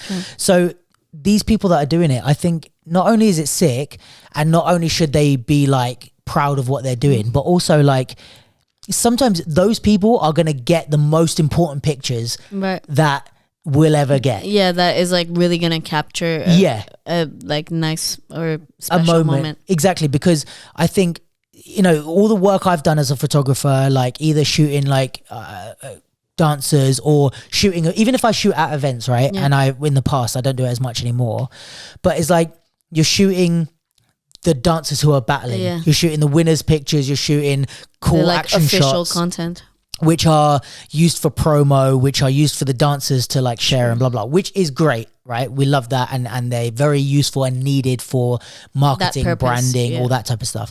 But in terms of capturing history and capturing memories, like Sunny did it for a while. I don't know if he's still doing it, but he had like Sunny and some other breakers. I think Vanessa did it. Spin did it as well at some point. But like they would like take a digital camera or like even a, what do you call those ones? The disposable things. And they would like capture this stuff. And it's like, if you're a dancer that's in this scene, especially if you're on the level of like Vanessa or Sunny, who are like out there with like these big people, you don't understand the history that you're going to capture, because we think of the scene as a big thing now. But if you think of like 30 years ago, this is what I was saying to the students at uni, everything is history when you give it enough time.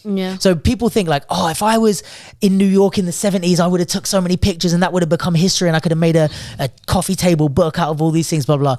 But it's like, you're living that now. Like, but you just don't know it because now everybody's taking pictures with their phone, and there's content on Instagram and you don't see this as history. But in 50, 60 years, those people's Instagram will be deleted. People will lose the files, blah, blah, blah. But if you keep these things and you have them accessible, even if you have a hard drive full of stuff, at some point we're going to be 50, 60 years in the future going, oh my God, remember 2020? Like, remember 2023 when we were at Groovanometry? Oh my God, look, like this OG legend is like, that was when they were battling. Like, you know what I mean? It could be like Corinthia, who's like, first few years in the scene, like she's like an old lady and she's like, and like you've got pictures of Corinthia when she first started up, but you know, like you don't know who these people are going to become.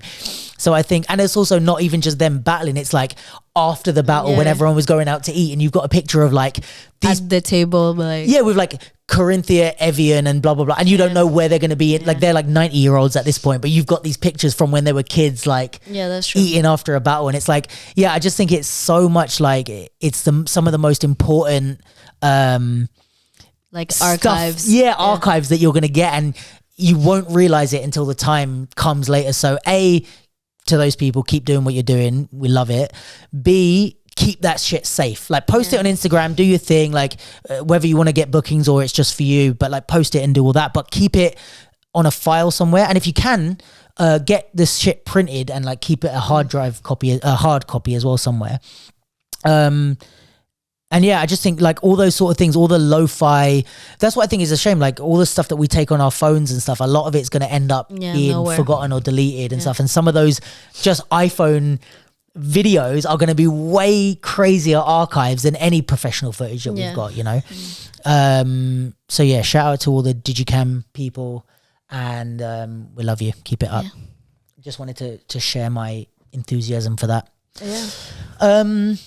Last couple of bits. One is of course, on the floor sessions. What did you think of March?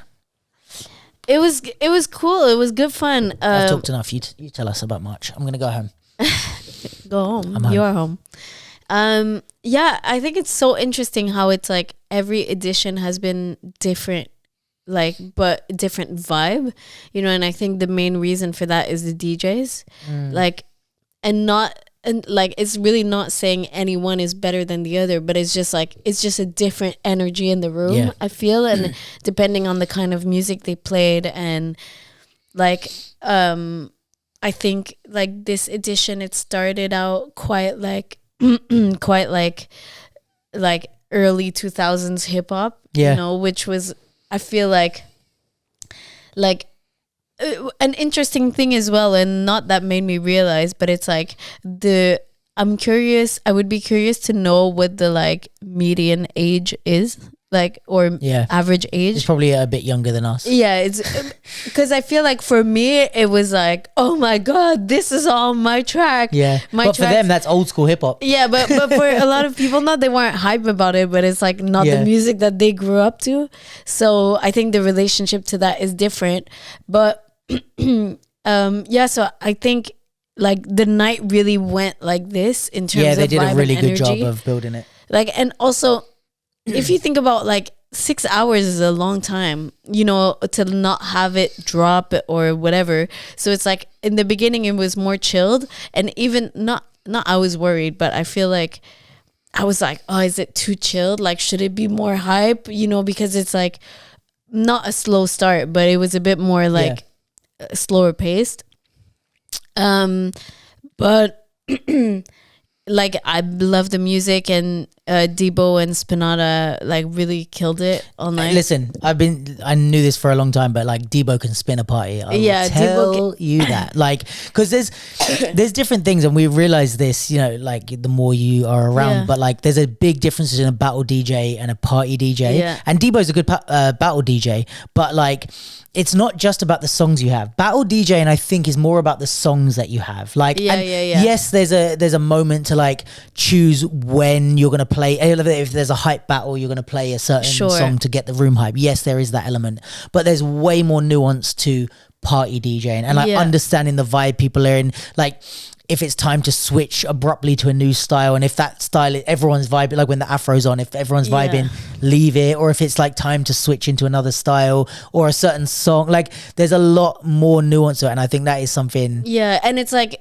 a shame in a way that I was like, not like, not I didn't, not like I forgot, but in a way it's like, because I've heard Debo mainly spin in battles, it's like, I don't know how good he mixes. People, that's what I mean. Like, he doesn't, because there's not parties these days. And it's like, I remember like JoJo's days, like we'd have like maybe a battle at JoJo's, but Debo would always spin the after party as well. Or like if there was nights at JoJo's, like Debo would spin those, or like hip hop nights. Like Kashmir and D-Lo used to run a battle called, I think it was like the K&D concept. And they did like, they did like a J Dilla All Styles battle, all these type of things.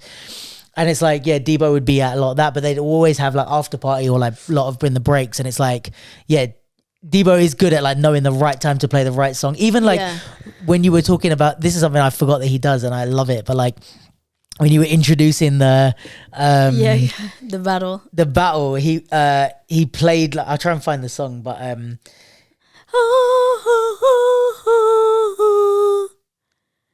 that song. Yeah, what is the name of that? It's Method Man and Redman. I can't think of the name. But yeah, like when you were introducing he played the that song. But yeah, it was really nice. And then so the start of the evening was cool. Then the battle happened. The battle was really hype. It went on for like an hour, I think. 40 minutes this one, which is almost exactly the same as the Afro and House. Is it? Yeah. Like that's so crazy that they both like stopped at the same time. Yeah. But no, like, yeah, the battle was fire. I was actually, like I was telling you, I was not surprised of how like they kind of went in each other's face, but it's like, even if you think of last time, the House and Afro, it was a lot more like friendly. Yeah. This is what Debo played while she was like introducing the dancers. Yeah. Yeah, making it real dramatic. I love this song. But yeah, so like I feel like even the Afro and House, it was a lot more like lovey-dovey, you know, of like, of course, it's Afro and House. Yeah, like blah blah. But I mean, you can't have Lucia in a battle and it not end up chippy. Yeah, exactly. And then Camilla will like smile, baby, like So no, I think that of course, like AIM, I knew what to expect, you know. Because you were really impressed with Ray, you said. Yeah, I know the people individual. Well, I mean, I didn't know who was in Rare, but I knew Corinthia. I had seen a video of Bella, and I knew Elise, but it's like I never seen them as like a crew, and I feel like a lot of my interactions, it's like, although I've seen them dance and perform, I haven't seen them like battle that much. And I feel like also when it's battle, it's like you do your minute and you go, like there's not the chance to get in each other's face, but it's quite like structured, you know. So I was kind of surprised by the fact that they were really like getting in the AIM girls' faces and really kind of just going for it and claiming the space. And you know, I think, and they had some really good rounds. I mean, AIM had some really good rounds as well. Like big up AIM as well. I think it's just because I know what to expect. Like you're not surprised that they were good. I'm the same as you. I think like, say with Rare, it's like Elise has been around for quite a while, and she's been good, but she was also like I don't know if it's like I think she has been training, but also that I haven't seen her in real life for a while. Right. I've seen videos, but I don't think I was thinking back of like what battles have I been at that I've seen her at, and I think I've missed a lot of the ones that she's been at. Yeah. But I was like, fuck, she's good, man. Like she was really strong for Rare. Corinthia, I knew because I battled her at Groovanometry.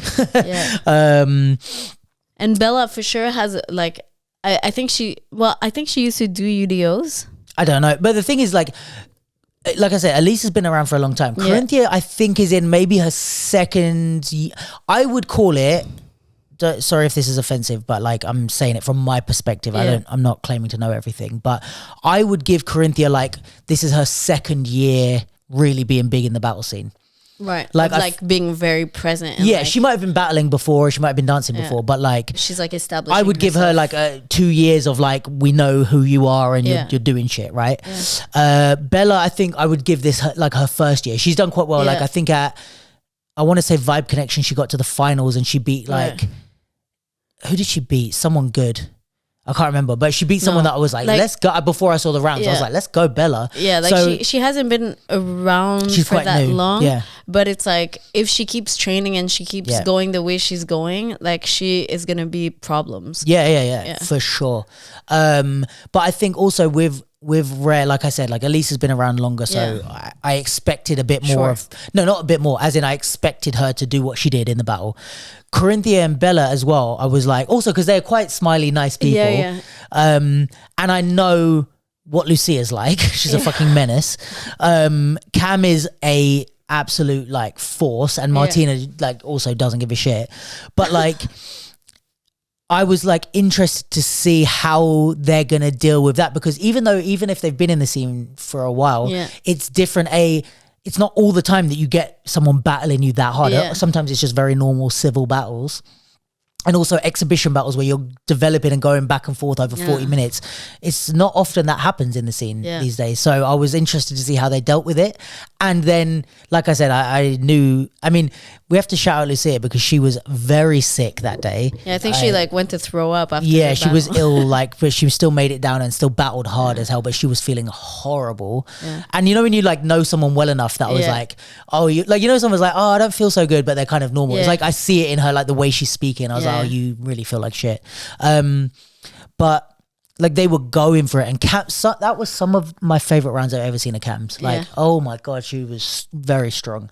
And like Rare were like not put off by it. Like they went for it, and like they were getting in people's faces. Elise had some banger rounds, and it looked like Bella and Corinthia weren't phased by like them shit talking and stuff. And like you said, they were getting in their face and stuff, which I was like, I was like pleasantly surprised. I was like, let's go, like nice. Like you're that's kind of like the because it's like I feel like when you're facing people that are like strong and like is more established, you know, that have been around for a long time, it's like, okay, if Camille or whoever does like a super strong round, it's not easy, but also it's an exhibition battle, so at this end of the day, you just have to go in and dance. So you could kind of like just go in and do a round, but just kind of like, oh this is my round, and like not aim it at them. Well done, whatever. But I feel like the Rare girls were really like, okay, a strong round, and they would just go in and like really give it everything. So so that was sick. And then I feel like from like the battle was hype, and then that just like set the energy off for the rest of the night. It was great.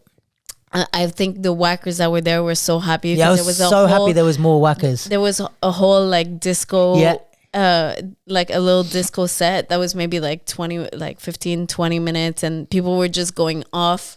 And I know that the whackers had kind of been saying like, oh, there's not enough disco music, so I think they were super happy with like Debo doing the whole set. But it just like that was a whole different vibe, and you could see also like even, you know, because I feel like sometimes with disco it's like if it's not whackers, like people don't really vibe to disco, but everyone was dancing, and it's like I feel like whacking is good in a sense that it is very kind of like not inclusive, but it gets everybody involved. And that's what I said last time, where I think like Afro, house, whacking, ballroom a lot are like still connected with their club roots. So you watching a whacking battle is like, oh cool, like I like whacking, fine.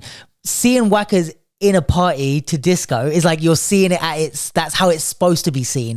Like not the battle is almost like you're taking it out of its element to battle, whereas I feel like Breakin is more in its element in a battle or a cypher or whatever. But with like watching the whackers at a party, you're like, you can't help but enjoy it and get in, and you don't feel like with a whacking battle you're more like like you're not going to enter it or whatever, but you could stand on the cypher and get down to the track and still feel part of it. Because I feel like if it's like, okay, popping bangers for half an hour, it's just going to be loads of cyphers and like people watching and waiting their turn.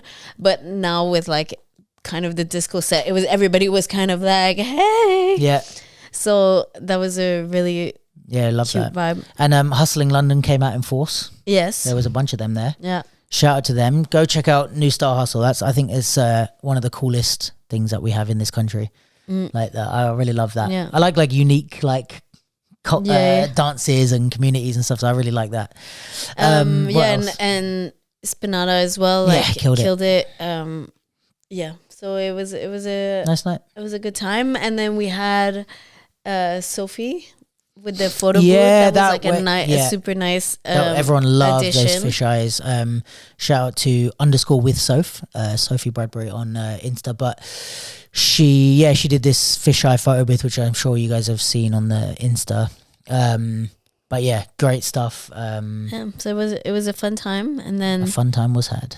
And then me yelling on the mic a little too much, but no, you yell on the mic perfect amount. Well, thank you. So yeah, next month, April 26th, we're back again. So guys, check that Do we know who's out. spinning?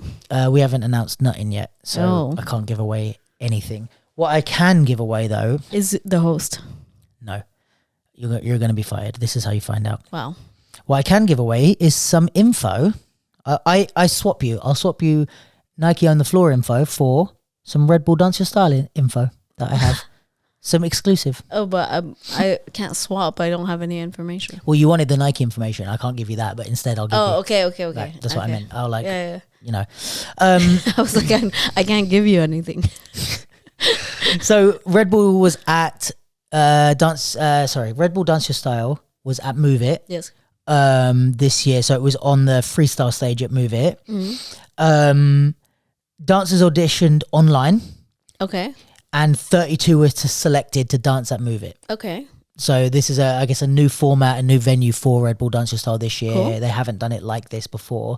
This was technically a qualifier for the London finals, but they haven't qualified like this before. See? So then they went top 16, top 8, top 4. And then the 2 winners of the top 4 are straight into the UK finals along with 6 wildcards who haven't been announced yet. Okay.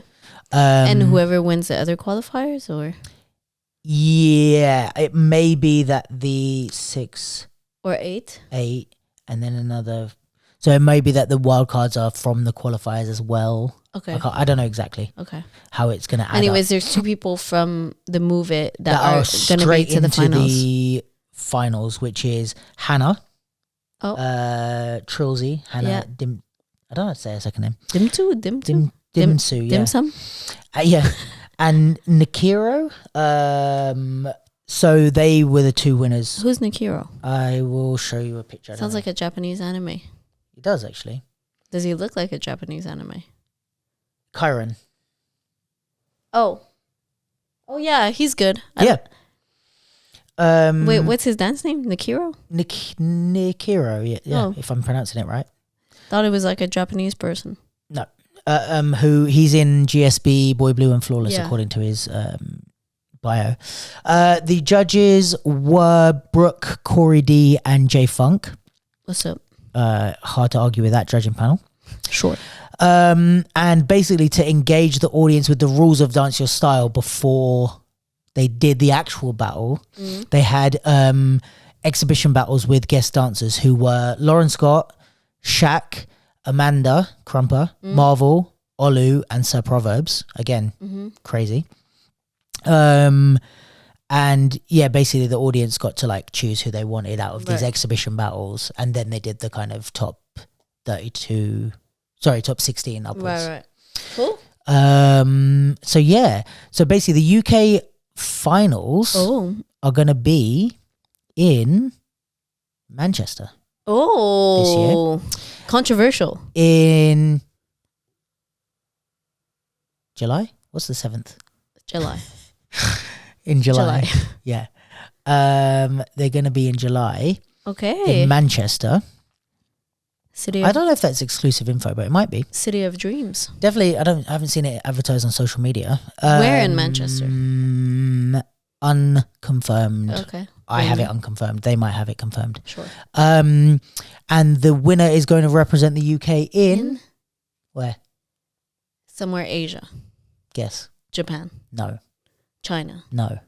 Hong Kong. Singapore. No. Malaysia. No. Is it in Asia? Yeah. Vietnam. Wrong side of Asia. India. In India.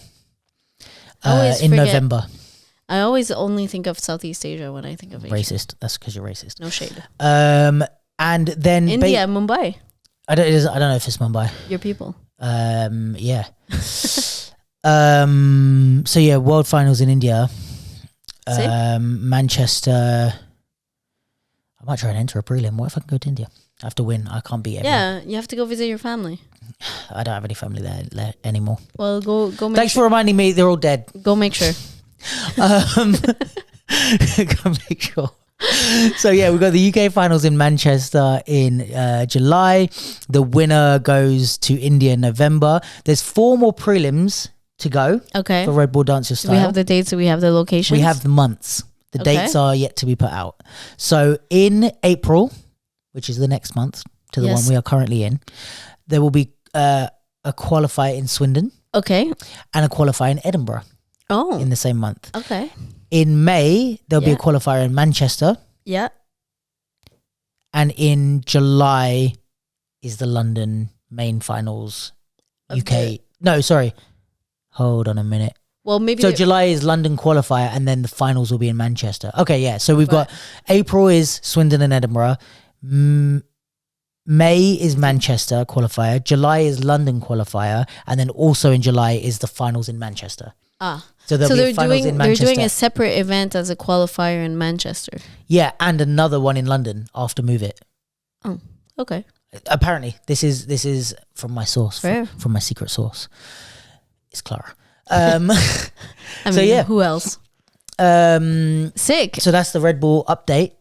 Dance Your Style. Looking forward to seeing how it goes. We obviously had Kane the last 2 years winning. Yeah, so stop entering Kane. Give a shot to somebody else. Okay? No, go for 3. Make it a hat trick.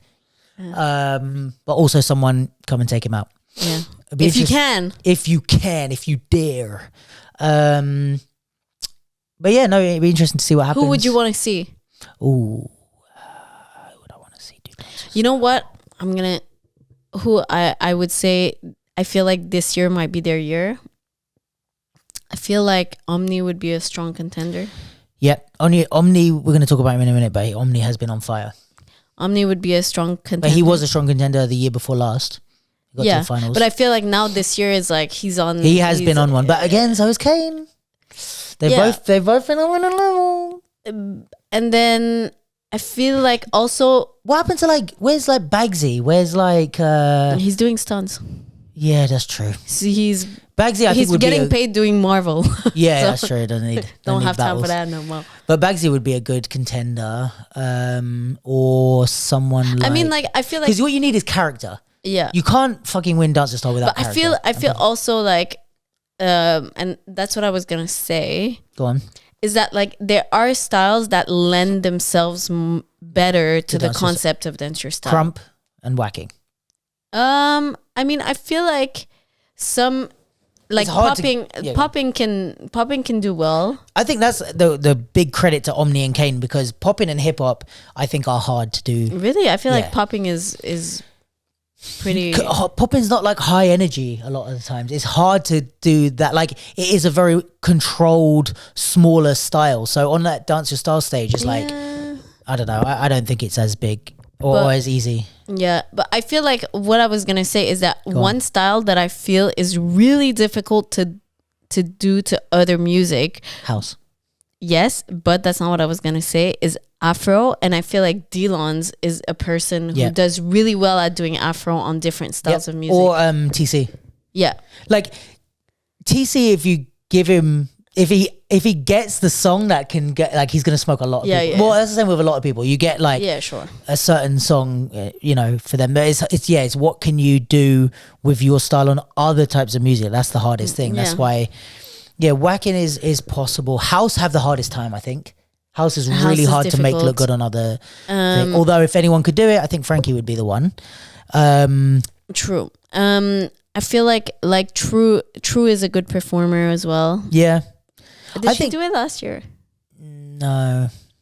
I think someone like Marvel or Brooke would do great, but I don't think that they're gonna. I don't know if that's their type of thing. Yeah. Slayer, he's 18 now. I think no, he's not 18 yet.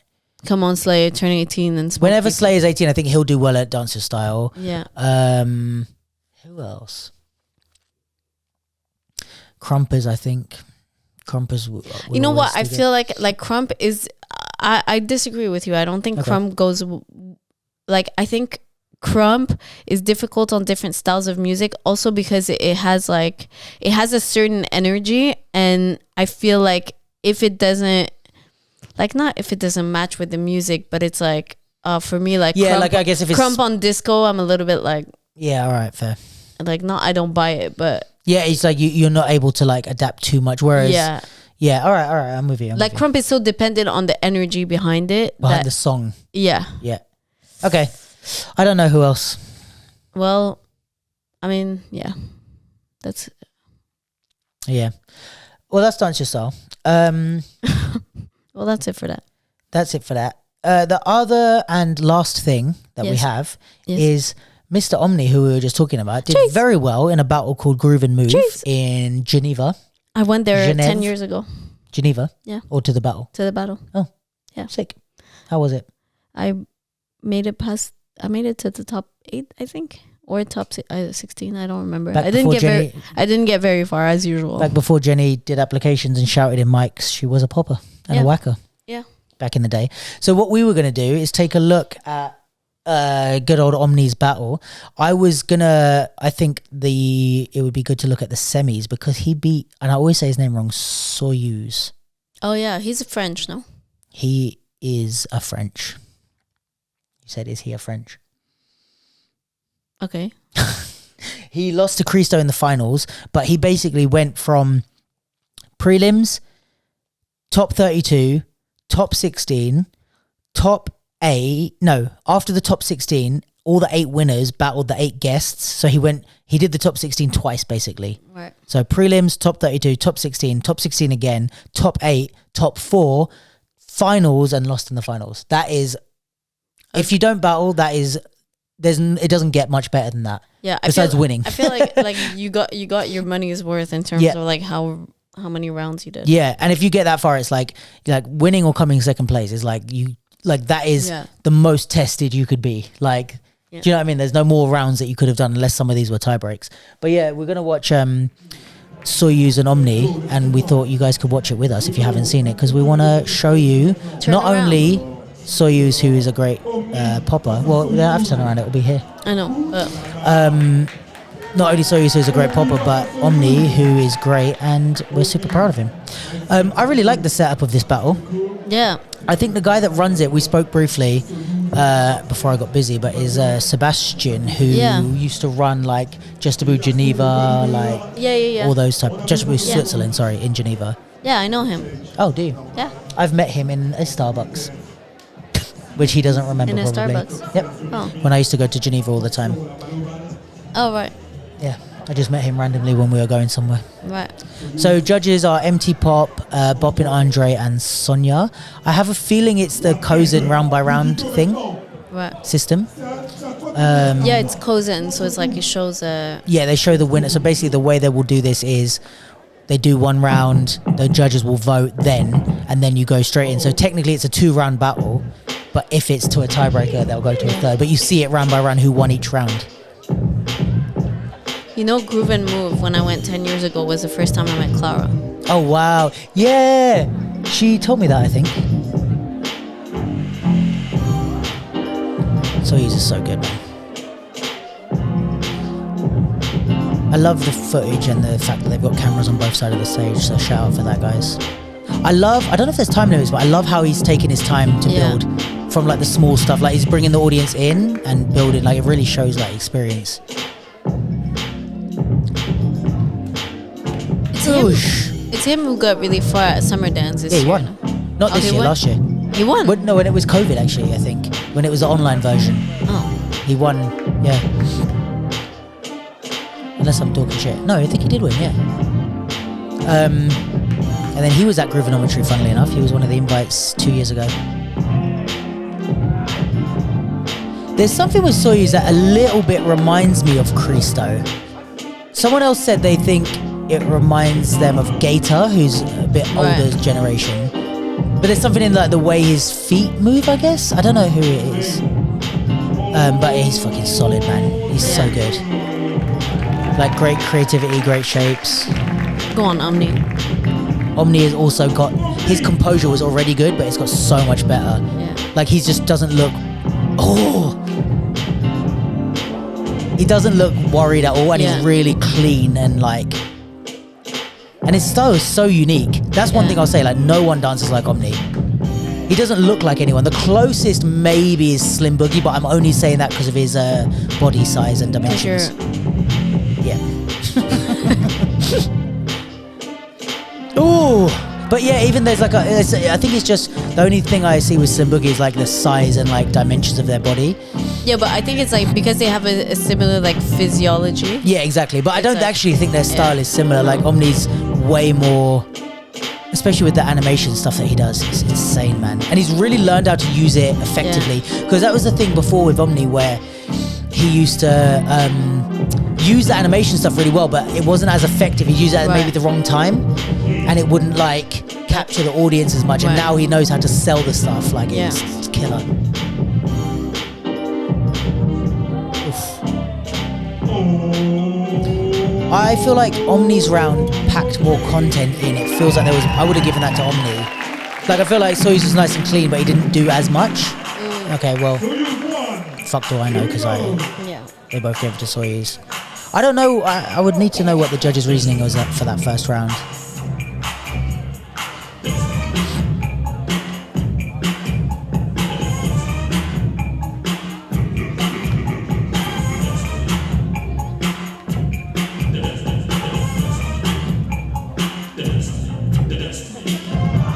That was nice.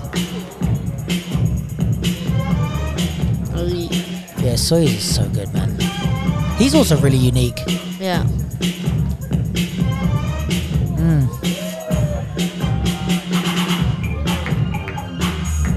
I'm getting the feeling he doesn't know the song though, because he's missed a couple of bits. Like he's covered it up, but as a battler, I can tell he's missed the stuff, you know. So I wonder if Omni knows the song. We'll find out.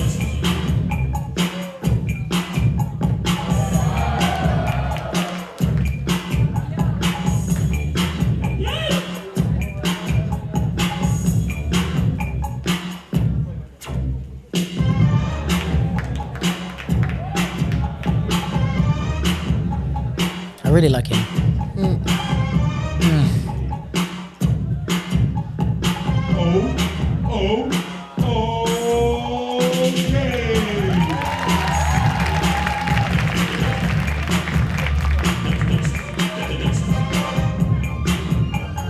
It's always interesting to see like what the dance, like whatever approach the dancer takes is like related to like what they saw. Yeah. If you know what I mean.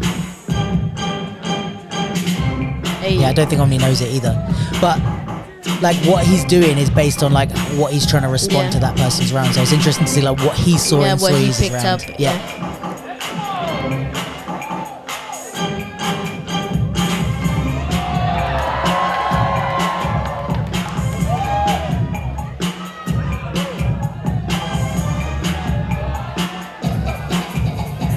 Was that the finals? No, semis. He battled Christo in the finals. Right. I mean, he's got like solid pop in, like mixed with like personality. Like he's got a lot of elements here.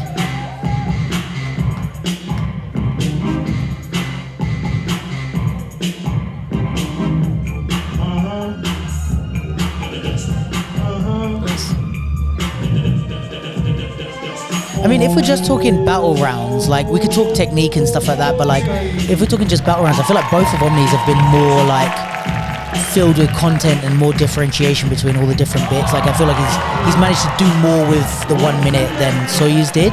But again, there's not. But it's just like different. Like doing something like simple and strong is also good. Yeah. So now it's 1-1, so that means they're going extra round.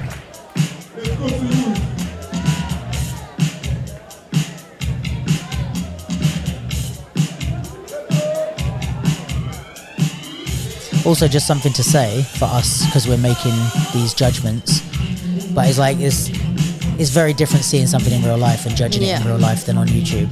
This is also something for people that watch YouTube a lot to know. Yeah. You might think, oh no, he got robbed, but it's like if you're not there in real life, you do miss. There is an element you miss.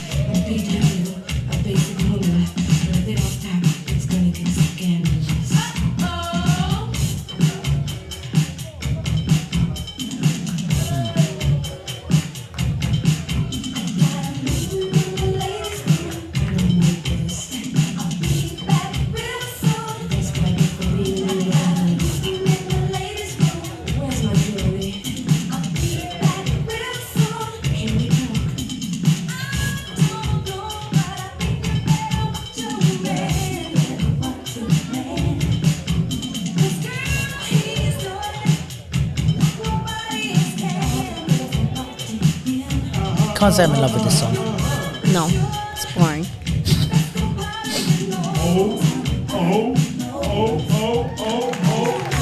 The venue looks great though, by the way. Yeah.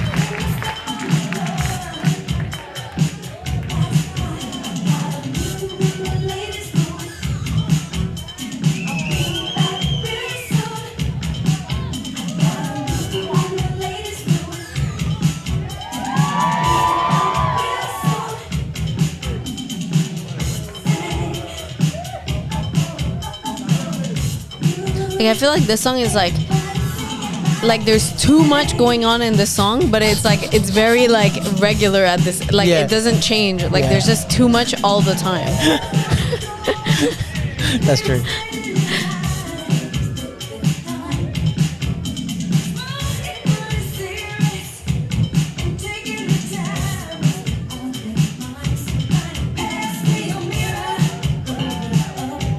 Omni's got some stamina from Kev's. Yeah.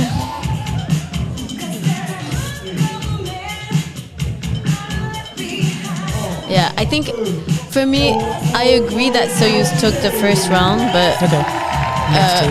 Yeah, the well, which is what the judges voted. Yeah. I think Bob and Andre tied the first one. Sonia tied this one. I don't know who tied the middle one. But yeah, shout out to Omni for that.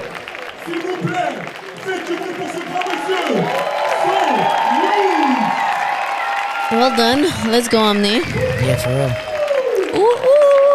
Wow. Wow. Yeah, and then we're not going to watch the finals, but he went to the finals against Christo and didn't manage to win. But yeah, that is done. Sick. And Groove and Move is like a big popping battle, so we love that. Also, Planet Poppin' is coming up. I hear some rumors there might be some UK representation there. So isn't that in like Poland or something? No, I don't think so. I don't know where it is though. I feel like it's like in Eastern Europe or something. No. How much money would you put on it? £1. No, put more. £2. Netherlands. Eindhoven. Well, it's more. Eindhoven. It's more Eastern than us. Yes. I'll let you get away with that. But yeah, I mean, we're like the furthest thing west, so. Sure. Everything is more east. Sure. Anyways. I wish you a good week. Yeah. Thanks everyone for tuning in to this week's podcast. Love to all the loyal listeners. People have been coming up to me at the sessions and telling me they listen to the podcast. From Cuba. Yeah, people from all over the place. So we love that. Thank you for being loyal listeners. And even to the new ones. I love you, new ones. And the new listeners. What was I gonna say? Guys, if you're listening at this point, it means you are a loyal listener, an indeed loyal listener. So can I ask you a question? I'm gonna ask you guys a question, specifically the loyal listeners who are still tuning in now. And I leave it to the end because I know that you guys are the real ones. Can you tell me, if you're listening to this on your ear headphones in Spotify or whatever, can you go on the YouTube and comment for me if you can, please? And YouTube listeners, can you please just stop this and go and write a comment? If we were to introduce a tiered membership offer on the YouTube, it would probably be only on the YouTube, but I could potentially look at doing it as a Patreon thing for the audio as well. But basically, if we were to do something where every podcast that we did two halves, and half of the, like, rather, this is about a 2-hour pod, we would put the first hour out publicly, and then the second hour we would do as a Patreon membership only offering, and it would be a bit more, can't go completely uncensored because people can still get hold of it, but a little bit more for the loyal listeners. Would you personally, you listener right now who's still listening, would you subscribe to that? If it was, I don't know how much it would end up being, but like maybe a $5 for the month, so four pods in the month, would you subscribe to that? Would you not? If you would, what would you want from it? What would you want us to like talk about, to cover, to do for these things, for it to be worth your money? And if you wouldn't do it, why not? And how could we convince you? And what could we do to make that something that you would do? But yeah, give me some info. I want to do some crowd research. I figured this is the best way to start asking you guys, because it's maybe something that we introduce, and I want to do something that you guys are all happy with. And I know the loyal listeners are present and accounted for. So yeah, give me your thoughts on the YouTube comments if you can, as well as your thoughts on anything else that we've spoken about today. If you disagree that Omni lost the first round, write it in the comments. If you think slide that in my DMs. Crystal Pite is not the GOAT, write it in the comments. If you think Groovanometry doesn't need funding or they don't need to time the exhibition battle, write it in the comments. What else did we talk about? If you think the Nike AirMax DNs don't trash, look like alien shoes, or they are the best thing since sliced bread, then write that in the comments.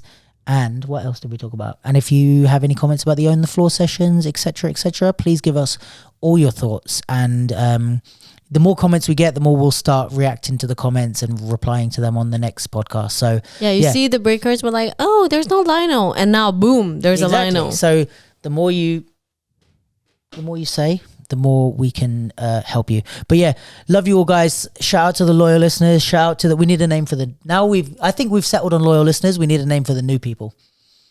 What do you mean? Like the loyal listeners are the people that come every week. Yeah. We need the one-off people. The tourists. Yeah. The tune in tourists or something. It has to be alliteration. Loyal listeners and no, because tourist sounds offensive. Like we love them even if you're passing. Yeah, we love tourists. Pass through podcasters. No, we'll think about it. Write that in the comments. Help us out. The vicious visitors. That's terrible. Where's that fucking cartoon soccer team? No, but All right, guys. Catch you next week. Love you. Miss you.